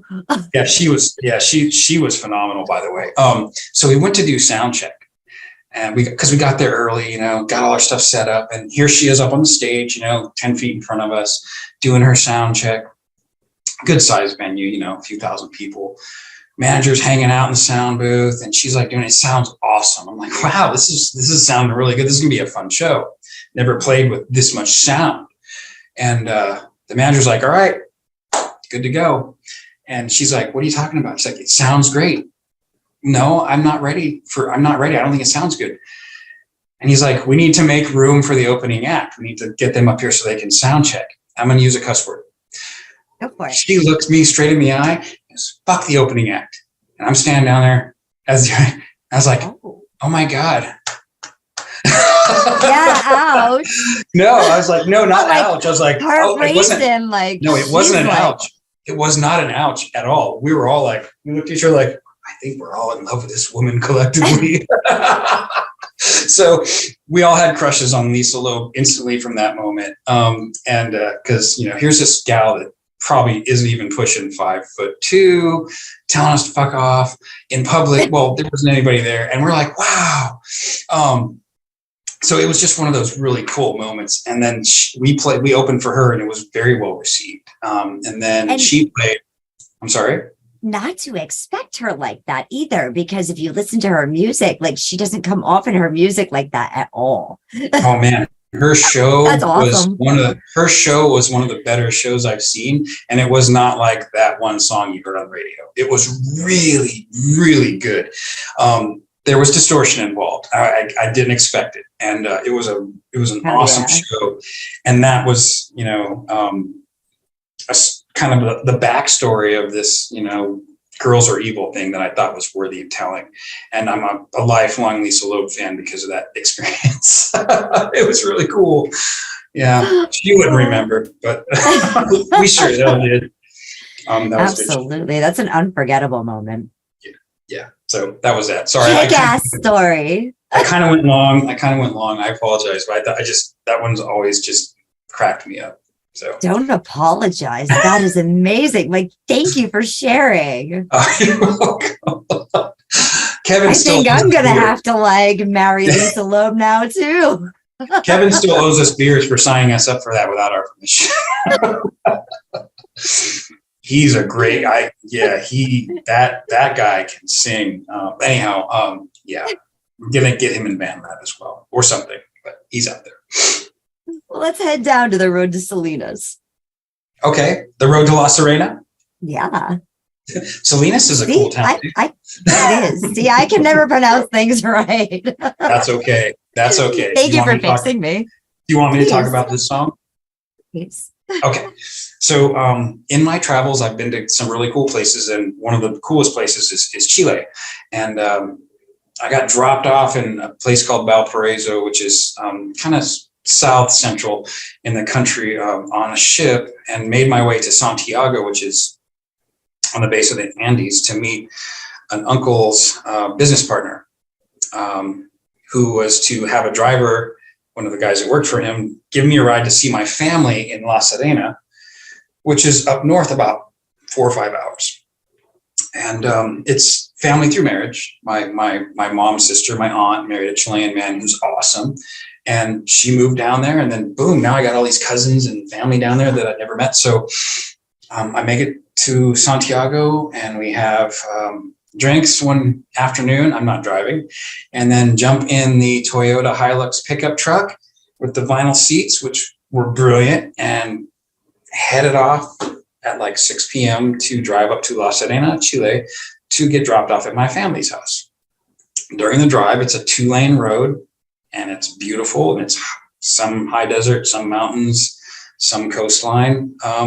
Just staring out the window, looking at the stars, things tend to come to you. So this song was conceived in part there, and the lyrics have filtered in over the years. And I finished it in November, finally, and that's when it appeared in Bandlab. And did some, it's a very garagey, I used a cajon, and I don't use a click track in a lot of cases. So I put it together, and recently, after the new year, I sat down behind the drum kit and did some ads and put some bass to it. I'm not a drummer by trade, but I have a drum set in my garage that I've been tinkering with. So I put some ads on it and bass, and this is how it came out. And it's still very garagey for production, but I do love the song. That's the story. Well, we're going to go ahead. We're going to check out this road. We're going to travel with Scott to the road to La Serena. And we're going to visit our family in Chile.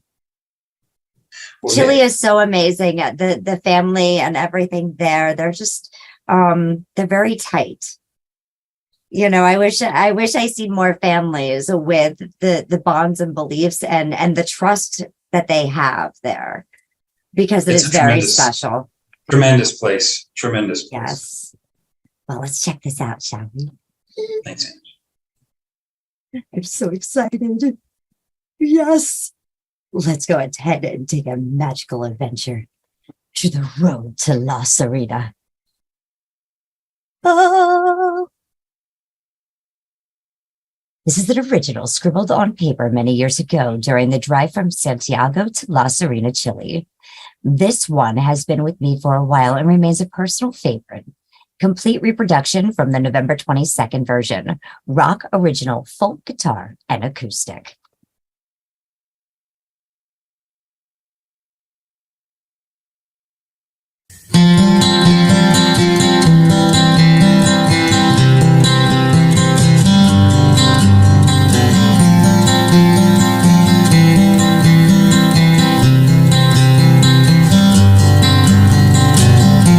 Staring out the window up to the sky, sometimes I wonder what's up there.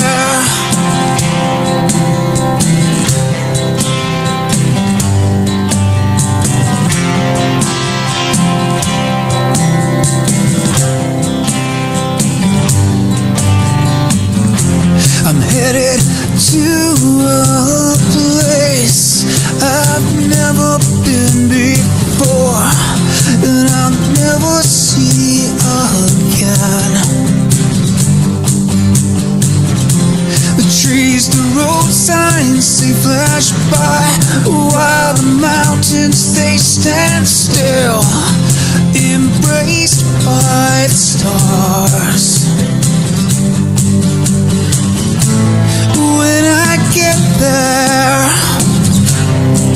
I don't know what I'll find. I've traveled so far, I'm alone again. In presence and thought, I'm alone again. In presence and in thought, colors of light bleed through the fibers of the cloud, but I see nothing when it's beautiful. This is the summons the call. I've been here once before, but I woke it up. Is this a dream?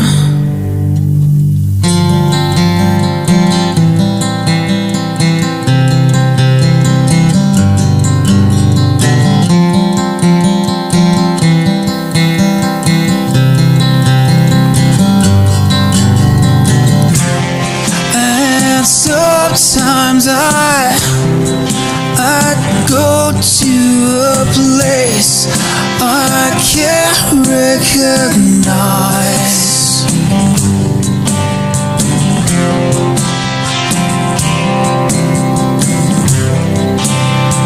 I can't recognize.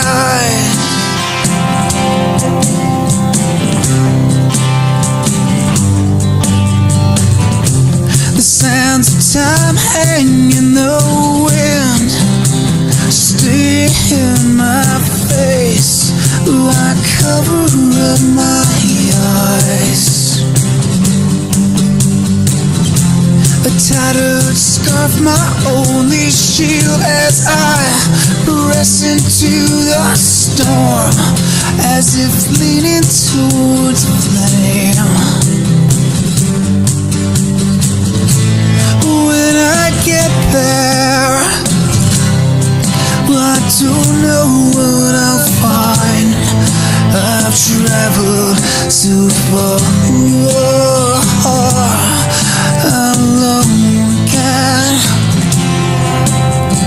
Presence and thought, I'm alone.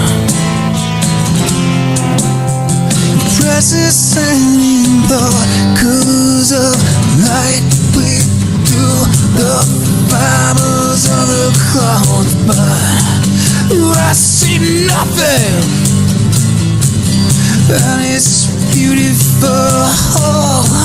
This is the summit, the call.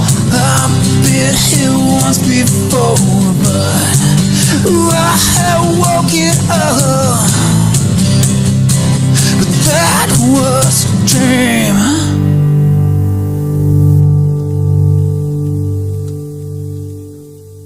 Scott, I have to say congratulations, because I was looking at that one and you had over 6.67 thousand plays on that. That has been a hit for you. That one's been crazy. Yeah. I'm sure you hear about that one a lot. 1 second. I'm trying to figure out how to make this thing. Oh, there we go. Sorry. That one has, I guess, resonated with some folks. And I'm really glad for it to be able to do that. It's just such a, I don't know, I'm really humbled by that, that people would play that song so many times. Yeah, I'm kind of speechless on that. If there's a lack of a better term. I don't think there is. It's perfectly, because how do you wrap your head around that? I don't. I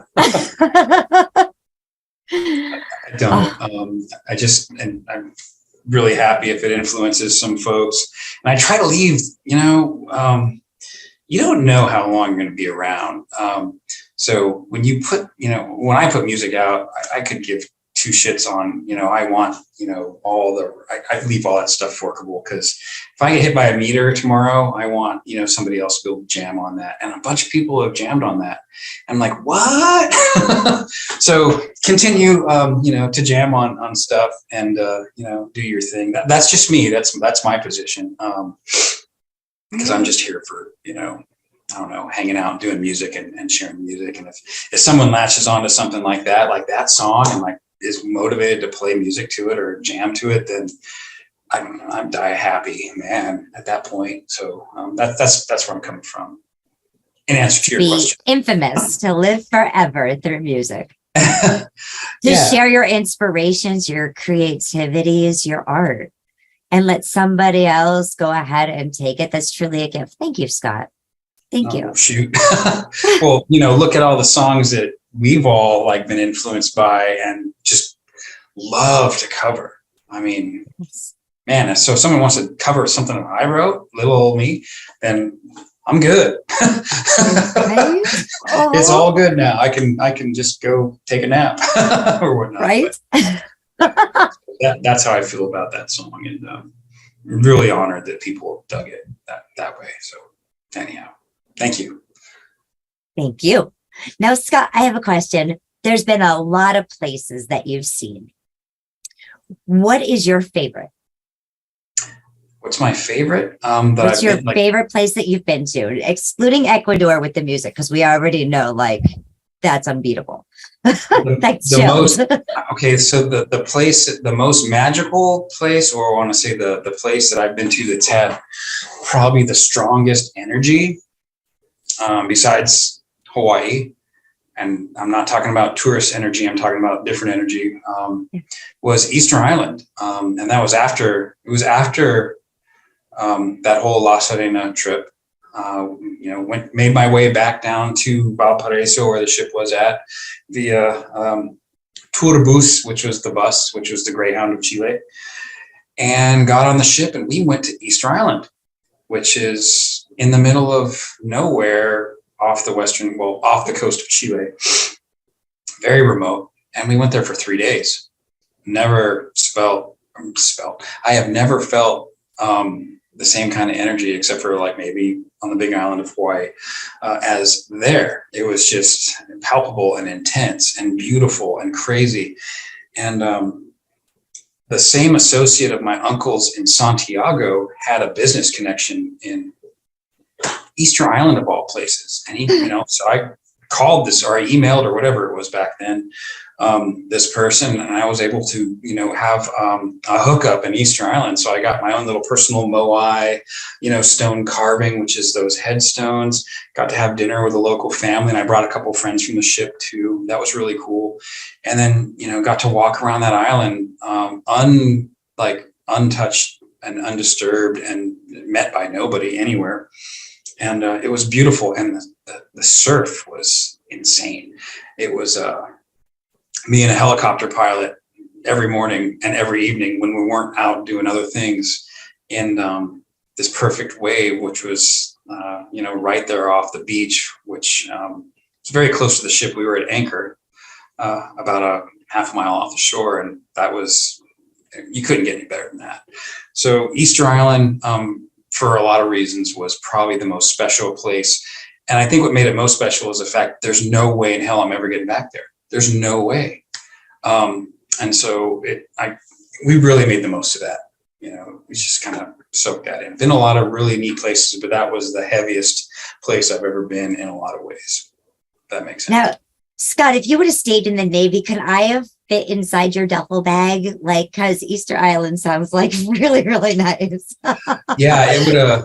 It was a pretty cool. Yeah, probably, maybe. Yeah.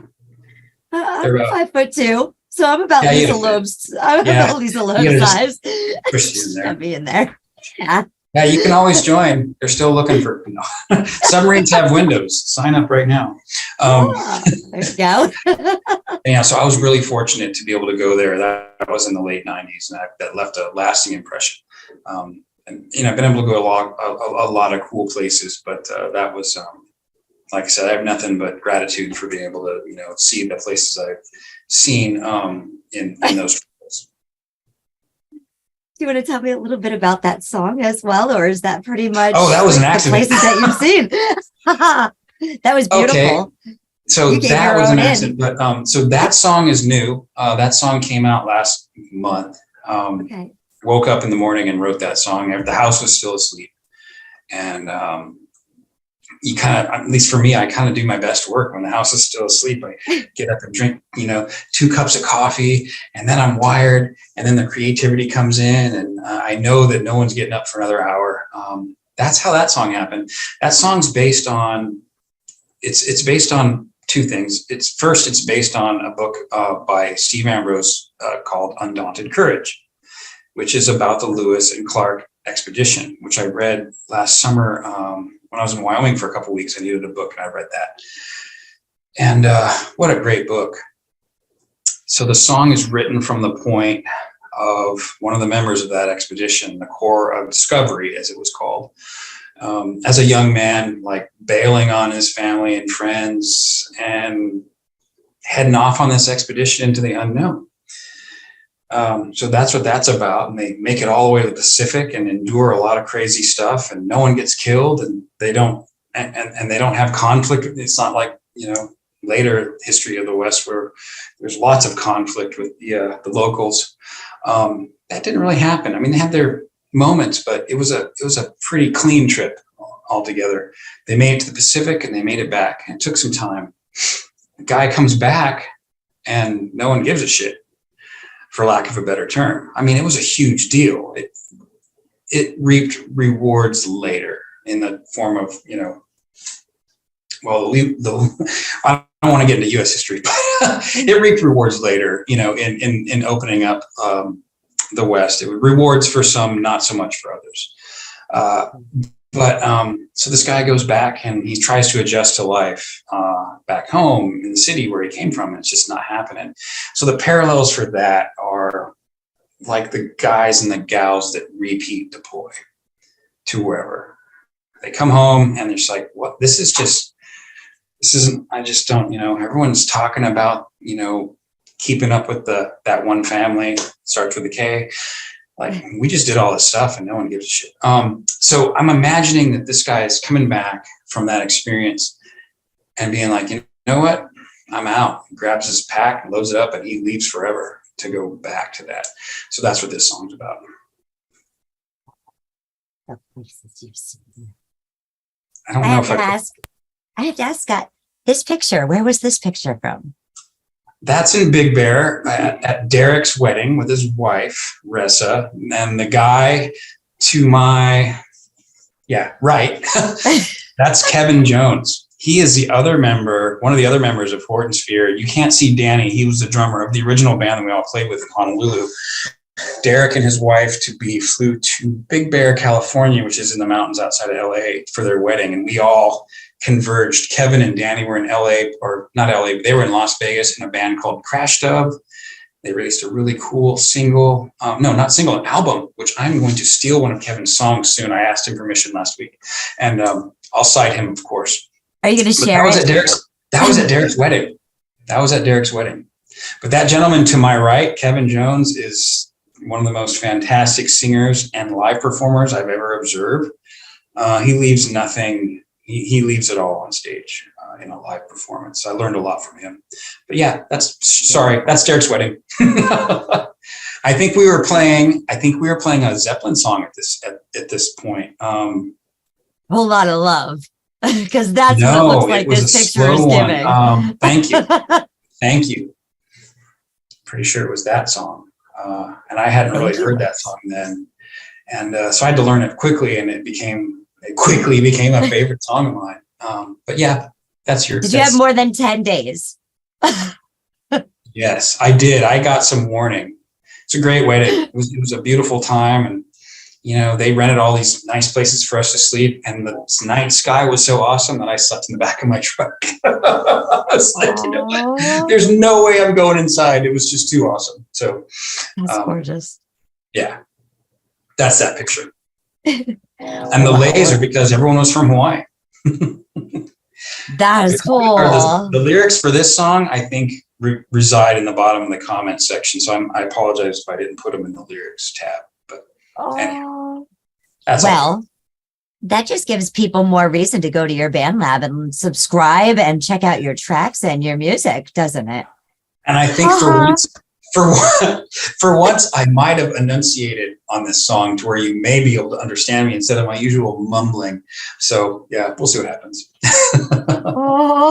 Well, I don't hear mumbling, Scott. I think you definitely, you lay it out there. Your harmonies are great. Your words, your emotions behind it all, whether it's something you compose or somebody composed, and you just found that magic where your words fit in, like Brian Levere's and earlier with Gone Away. Yeah, Brian. I can't talk enough about that guy. Hi, Brian. Hey, buddy. Anyhow, yeah. We're going to check out the places Scott has been. This is an original through the eyes of a young man some years after the return from Lewis and Clark's Corps of Discovery Expedition.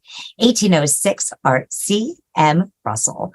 Folk, guitar, acoustic, new music, original song, Americana. Yay!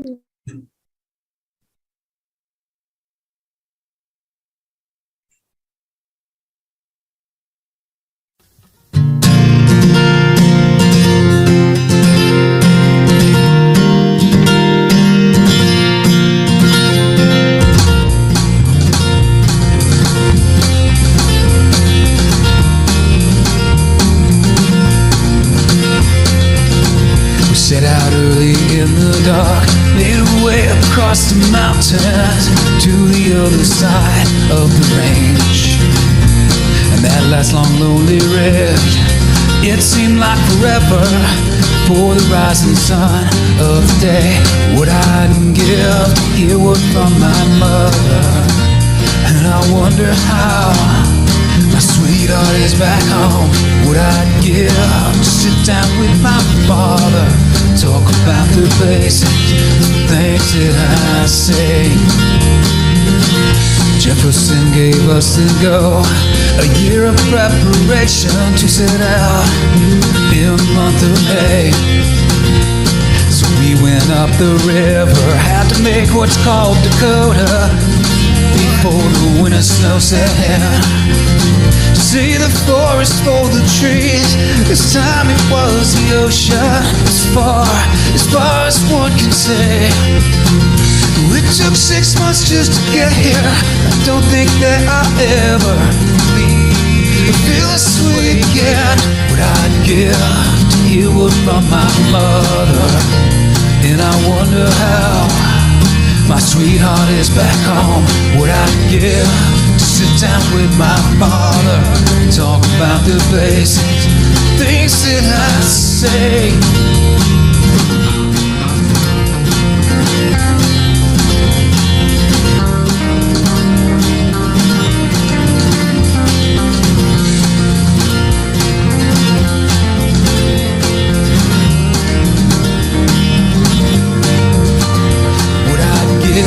To hear word from my mother, and I wonder how my sweetheart is back home. What I'd give to sit down with my father, talk about the places that I sing.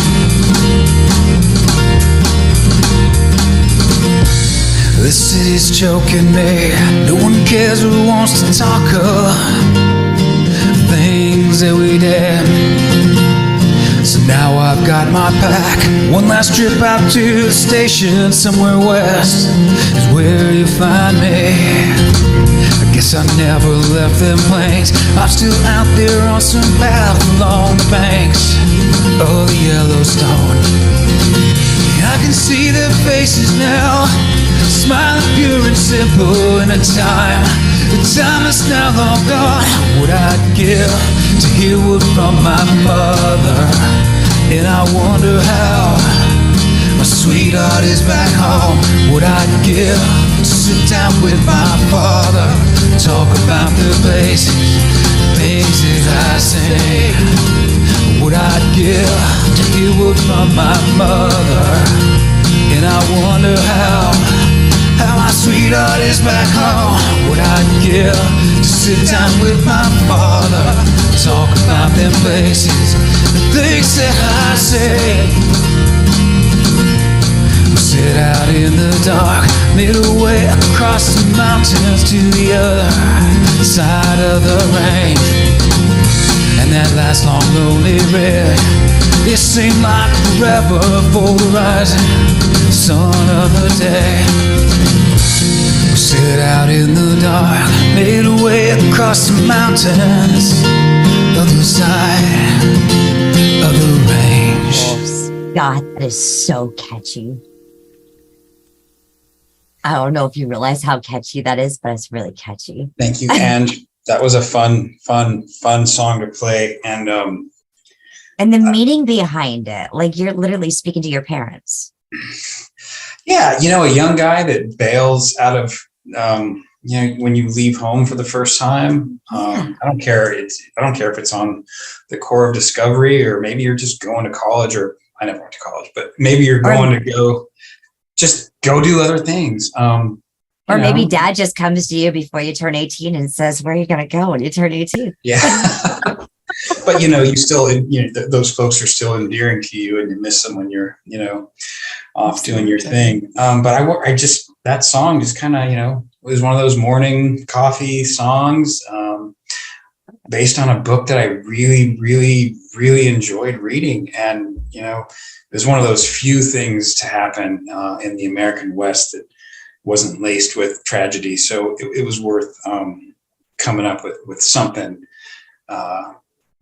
and relating it to, my own experiences in a way, but, also as a tribute to others, in a lot of ways whom I've met in my travels. So yeah, fun song. And I'll tell you what, playing the drums to that was really, really fun, because I'd never, done something like that all the way through before. It's usually hit and miss. And I kind of copied a Mike Ness song on that drum part, and it just worked. Yeah. So, and you made it so catchy. But yeah, he was a big influence on how that drums came out. But yeah, thank you. It's just a fun song to play. And yeah, I don't know. Just babbling, I guess.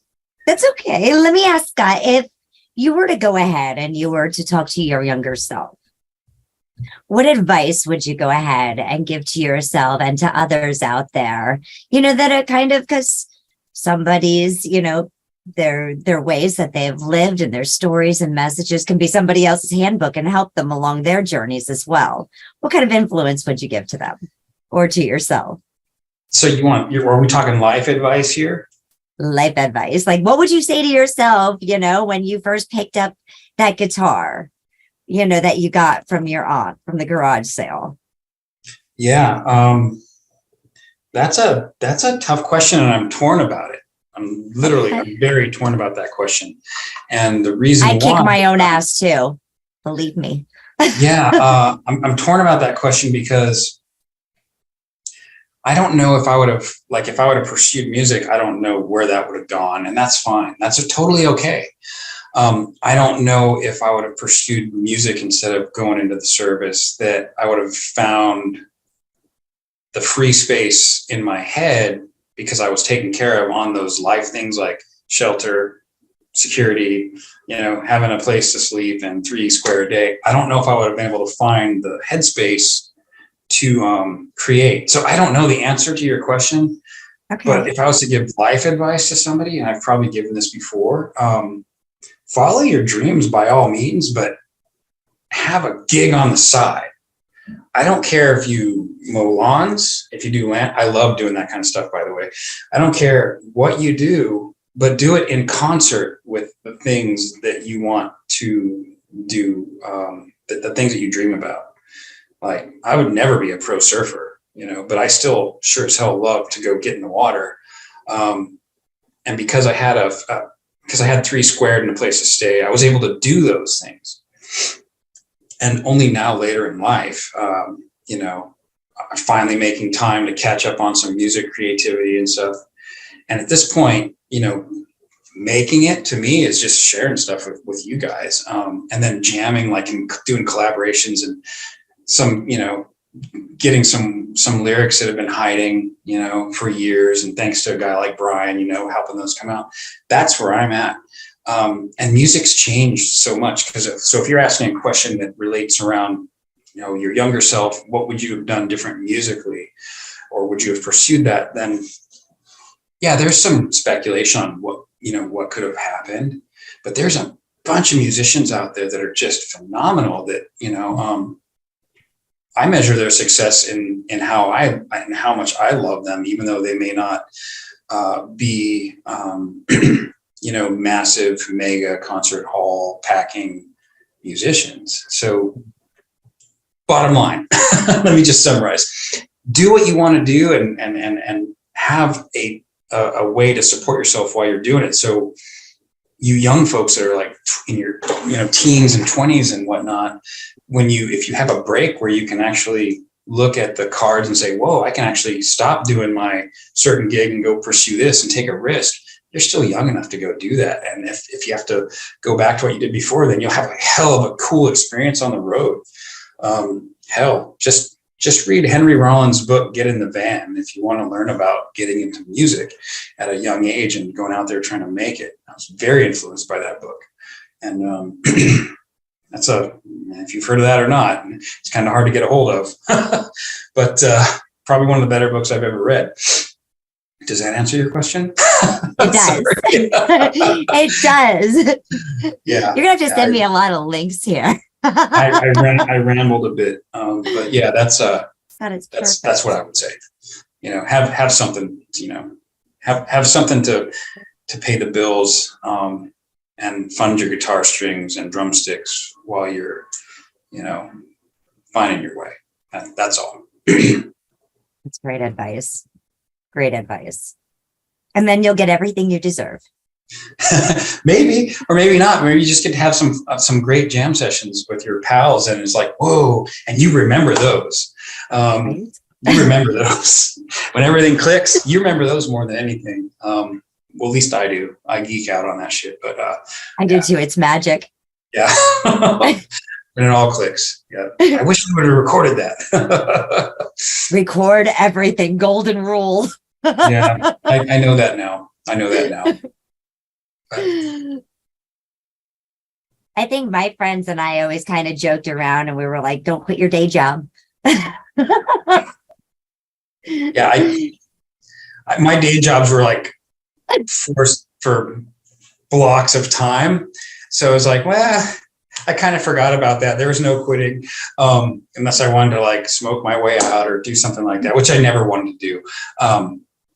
But I totally hear where you're coming from, Ange, and also you, SR. That makes a lot of sense. Yeah, still have fun though. You know, that's the big thing. I think the key to sanity. I don't care what you're doing for a living. You need to find some sort of life, you know, and work balance that where you have your space where you can kind of just let go and do your thing. My wife and I have this great saying. And it's relates to when you get on an airplane. You know, when you get on an airplane and the flight attendants get up there and they do their karate and they talk about the gas masks and the seatbelts and all that stuff. That's what I meant by karate. Hand waving. And they always say, in the event of cabin depressurization, put your oxygen mask on first if you have young children with you.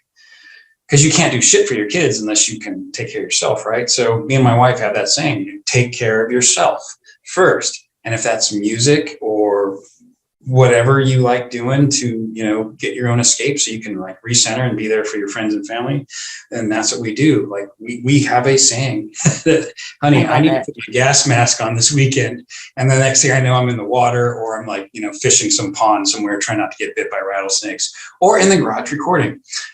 So that's part 2 of my advice is always make time to, you know, if you can make that kind of time to give to yourself, even if it's just little things, because then you'll have that space to come back to the world and do what you need to do. So anyhow, yeah, that's what I've learned. I love it. That's great advice, Scott.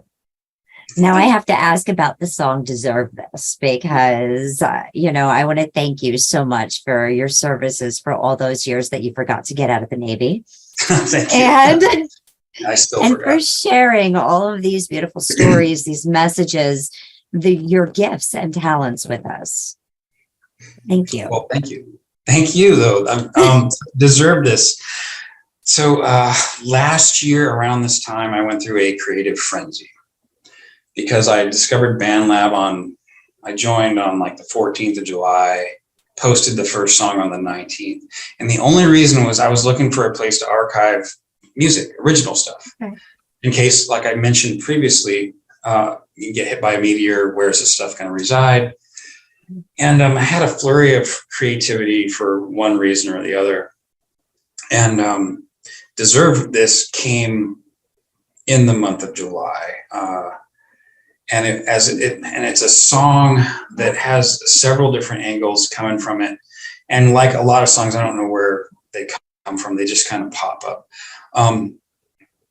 This one is about going through a rough time, as we all do at our own level. And then kind of coming out on the other side and counting your blessings to basically counteract all those other things that happened. Could have been early in life, could have been later, could be concurrently with what's going on. My focus of this song when I wrote it and when I was thinking about it was for a young man that is no longer with us. I'm not going to mention his name because I haven't been able to contact his family, that was lost to us overseas in a place in the desert, in a conflict. We'll just leave it at that. And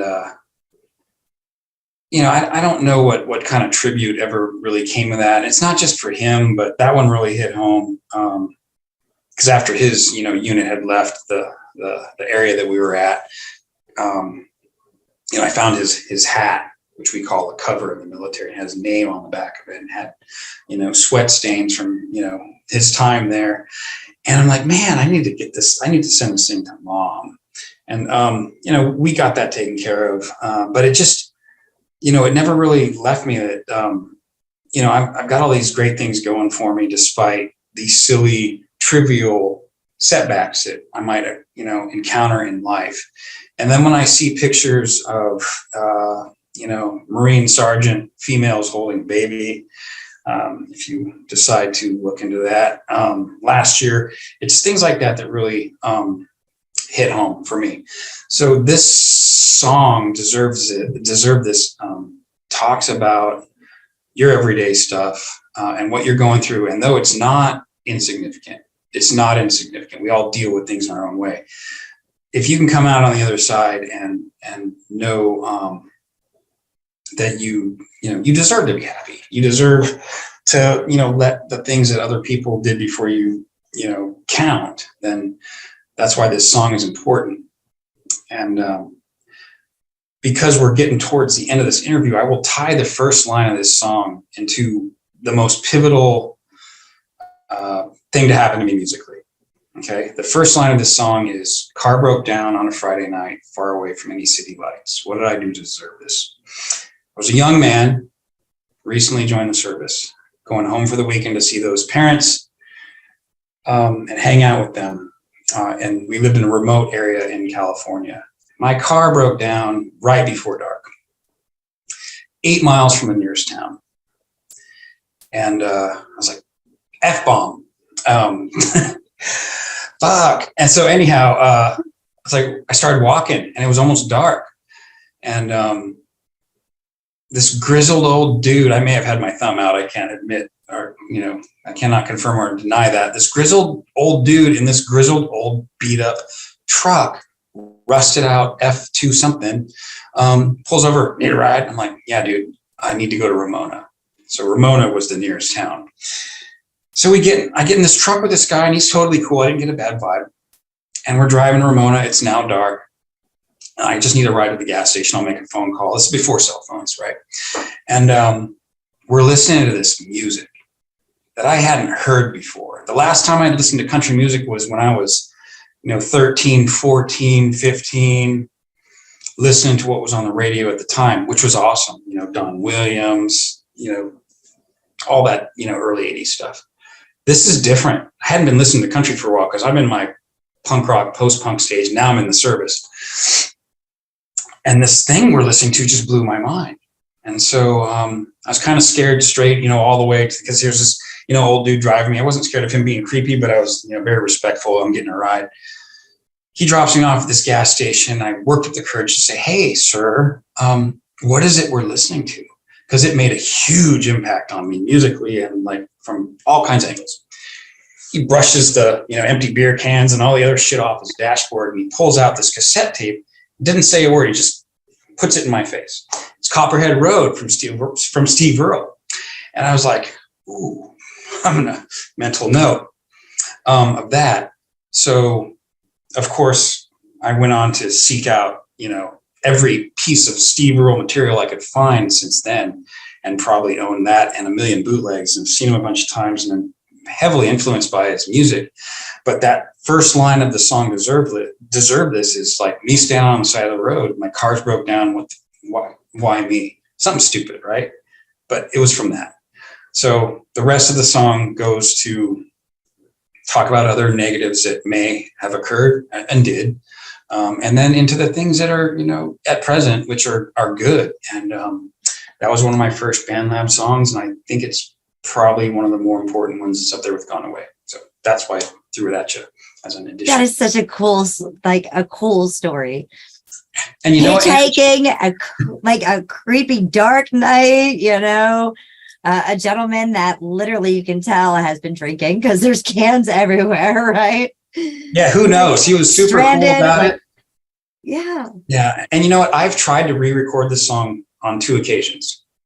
I've tried to redo it. I can't get to the, I haven't been able to capture the feel of that first raw, messed up, no click track, no nothing, just record it. So I've just left it. Someday I'll get around to it, but I can't get past it. So it's a clunky recording, but I can't get over where I was when I recorded it. So I'm just leaving it. Yeah. And I don't know if I'm ever going to change it. It's those that make it memorable. Yeah. It makes it so memorable because even yourself, like to duplicate it in the same train of thought that you were in with the same emotion is like, I don't know how I could relive that again, to do that exactly the same. Like it was magic when it happened. And it's like, that's awesome. That's awesome. Well, you definitely deserve everything. Like lots of love. Shares, go like, share, subscribe. Let's check out Deserve This. Thank you. Thank you. We're listening to Scott at Naino88, Nainoa 88. We're going to go ahead and check out Deserve This.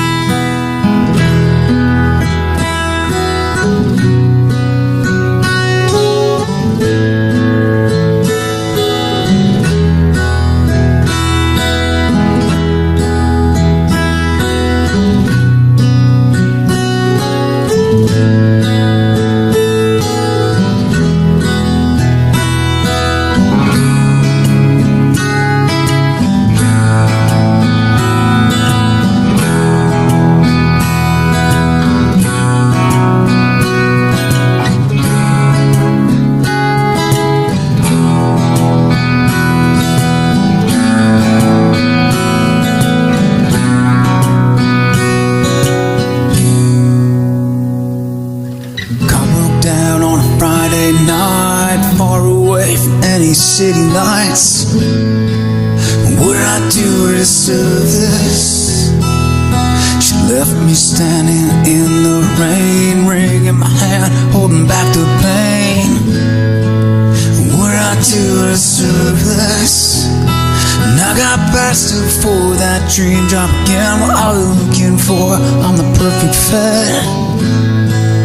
What I do to deserve this? And I've been walking around, I'm such a wreck, something I can't seem to fix.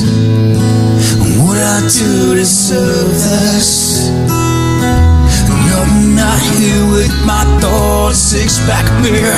Yeah, I'm so lost. I wake up with the moon still well. I pull those bootstraps up, get through the day. Yeah, I take it day by day, but I dread the night to come.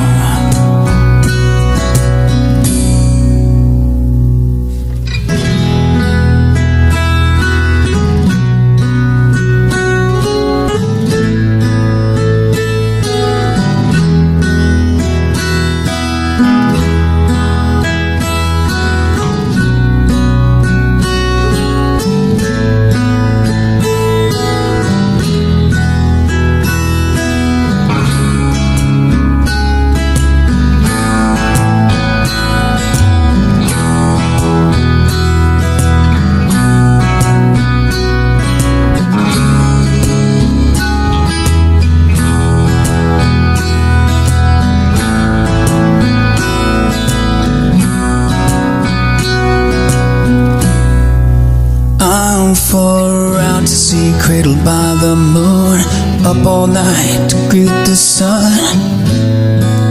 What I do is serve this. Now I got two good boys, they're still inside. Our daughter, she turned out alright. What I do is serve this. Waking up with my sweet wife, everything's right in my life. What I do is serve this. Made it back from a war without a scratch. Somehow, yeah, I made it back. What I do is serve this. Made it back from a war without a scratch. Somehow, yeah, we all made it back. What do we do to deserve this?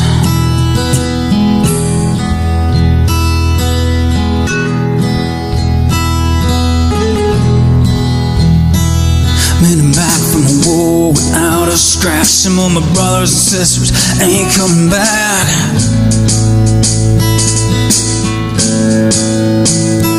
Make you worth it.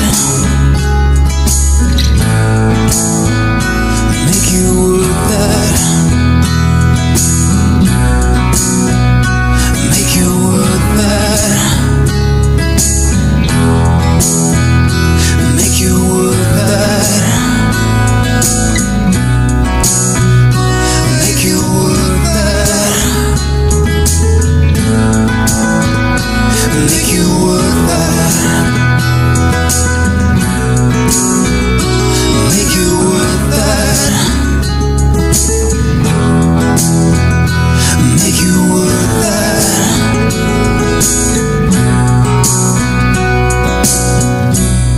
'Cause you deserve this.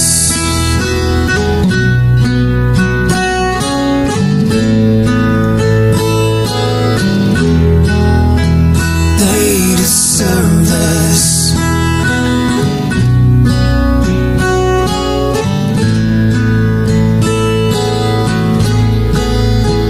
You deserve this.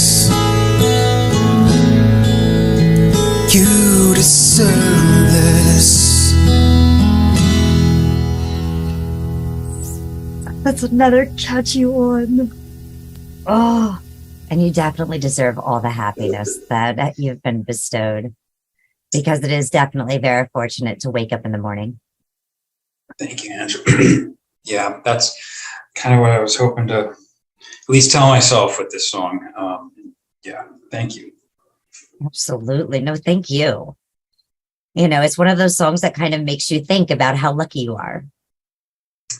Yeah, and I'm certainly no exception. I'm extremely lucky, no matter. I don't care what's going on the negative. I'm very lucky. There's a lot of folks that really having a tough time. And, you know, I wish we could all not have a tough time, but it's just one of those realities. And this song is, you know, it's not just for, it's basically for anybody. I don't care where you're from or what nationality or whose flag you're flying. It's more of a human thing. So that's where I designed it in my head to try to at least come to grips with human stuff. So anyhow. Absolutely. I think it gives a lot of hope, and it's human, it's life, you know, even if it was a puppy dog, you know, that you had, because those are your babies, you know, even if it's a pet that you've had for a long time, you know, and something happens and they go before, you know, you expected them to go, you know, because you don't ever want to leave. That's still your family member. You never want to lose them or let them leave you, you know. And so it's like, what did they do to deserve this? You know, and you start questioning things when things happen, you know, so this is definitely a song of hope and inspiration. And like I said, a lot of food for thought to think about how lucky we truly are. Yeah. And it's hard to see that sometimes, you know, it's hard to like see that through the BS of daily life. Like, what do I really have going on for me? If I have to compare it with somebody else's, you know, state, it's a no-brainer, you know, it's a no-brainer. So yeah, that's the song. All right, Scott. So I got one last question for you. Yes, ma'am. Where do you plan on seeing all of this great music go in the future? That's a really good question.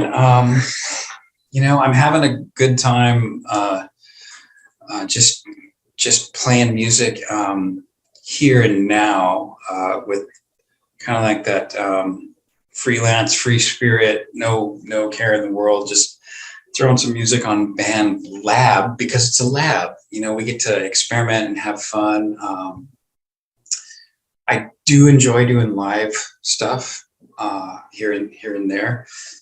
Excuse me. When I have time.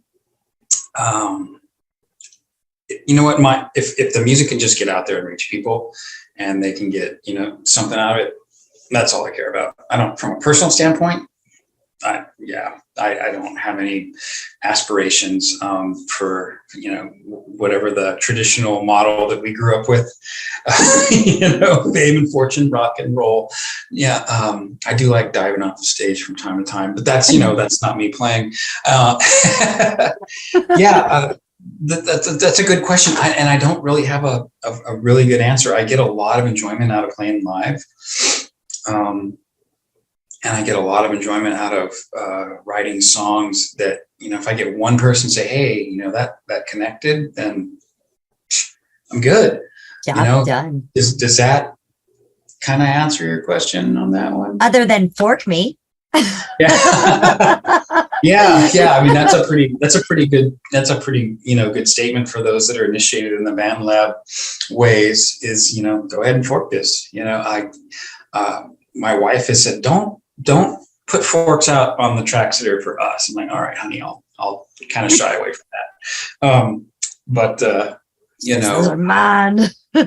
Yeah, I've written so many songs for my wife, and I love all of them. I could just play them continuously because she's amazing.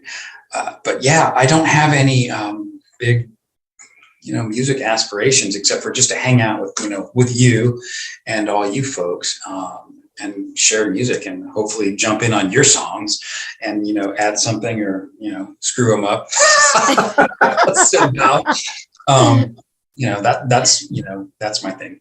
So beautiful. Scott, it's been definitely a pleasure. This has been an amazing interview, and I can't wait to hear the things that you're going to be coming out with next and all the great collaborations. I know you and Brian have got some things in the future coming, so be on the lookout. I'm going to be. There's definitely a few good fun.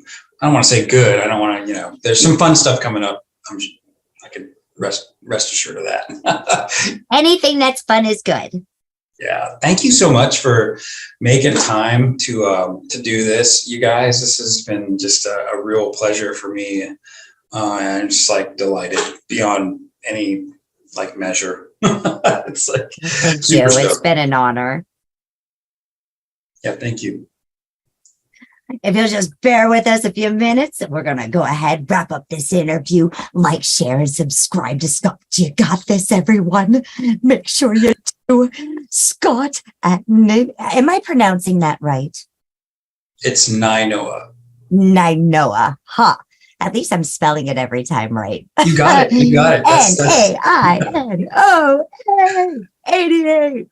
Yes. Go ahead. Check him out. You can check out all the great tracks that we have played tonight on Bandlab. Make sure to go ahead, like, share, subscribe. You'll find Gone Away, Scent of Rain, Road to La Serena, The Places I've Seen, Deserve This, and many, many more. Yeah. Thanks, Ange. This is Angified Presents.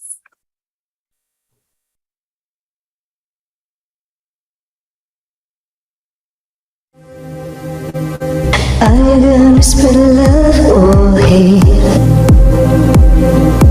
Are you gonna spread love or hate? Are you gonna spread love or hate?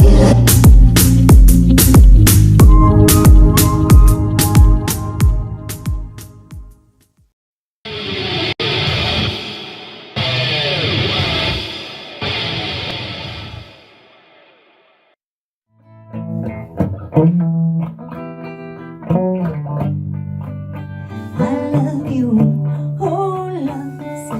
Do you have those? Do you wanna share them with me?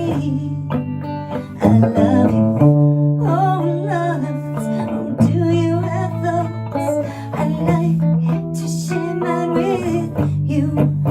Can we share? Are you gonna spread love or hate? Are you gonna spread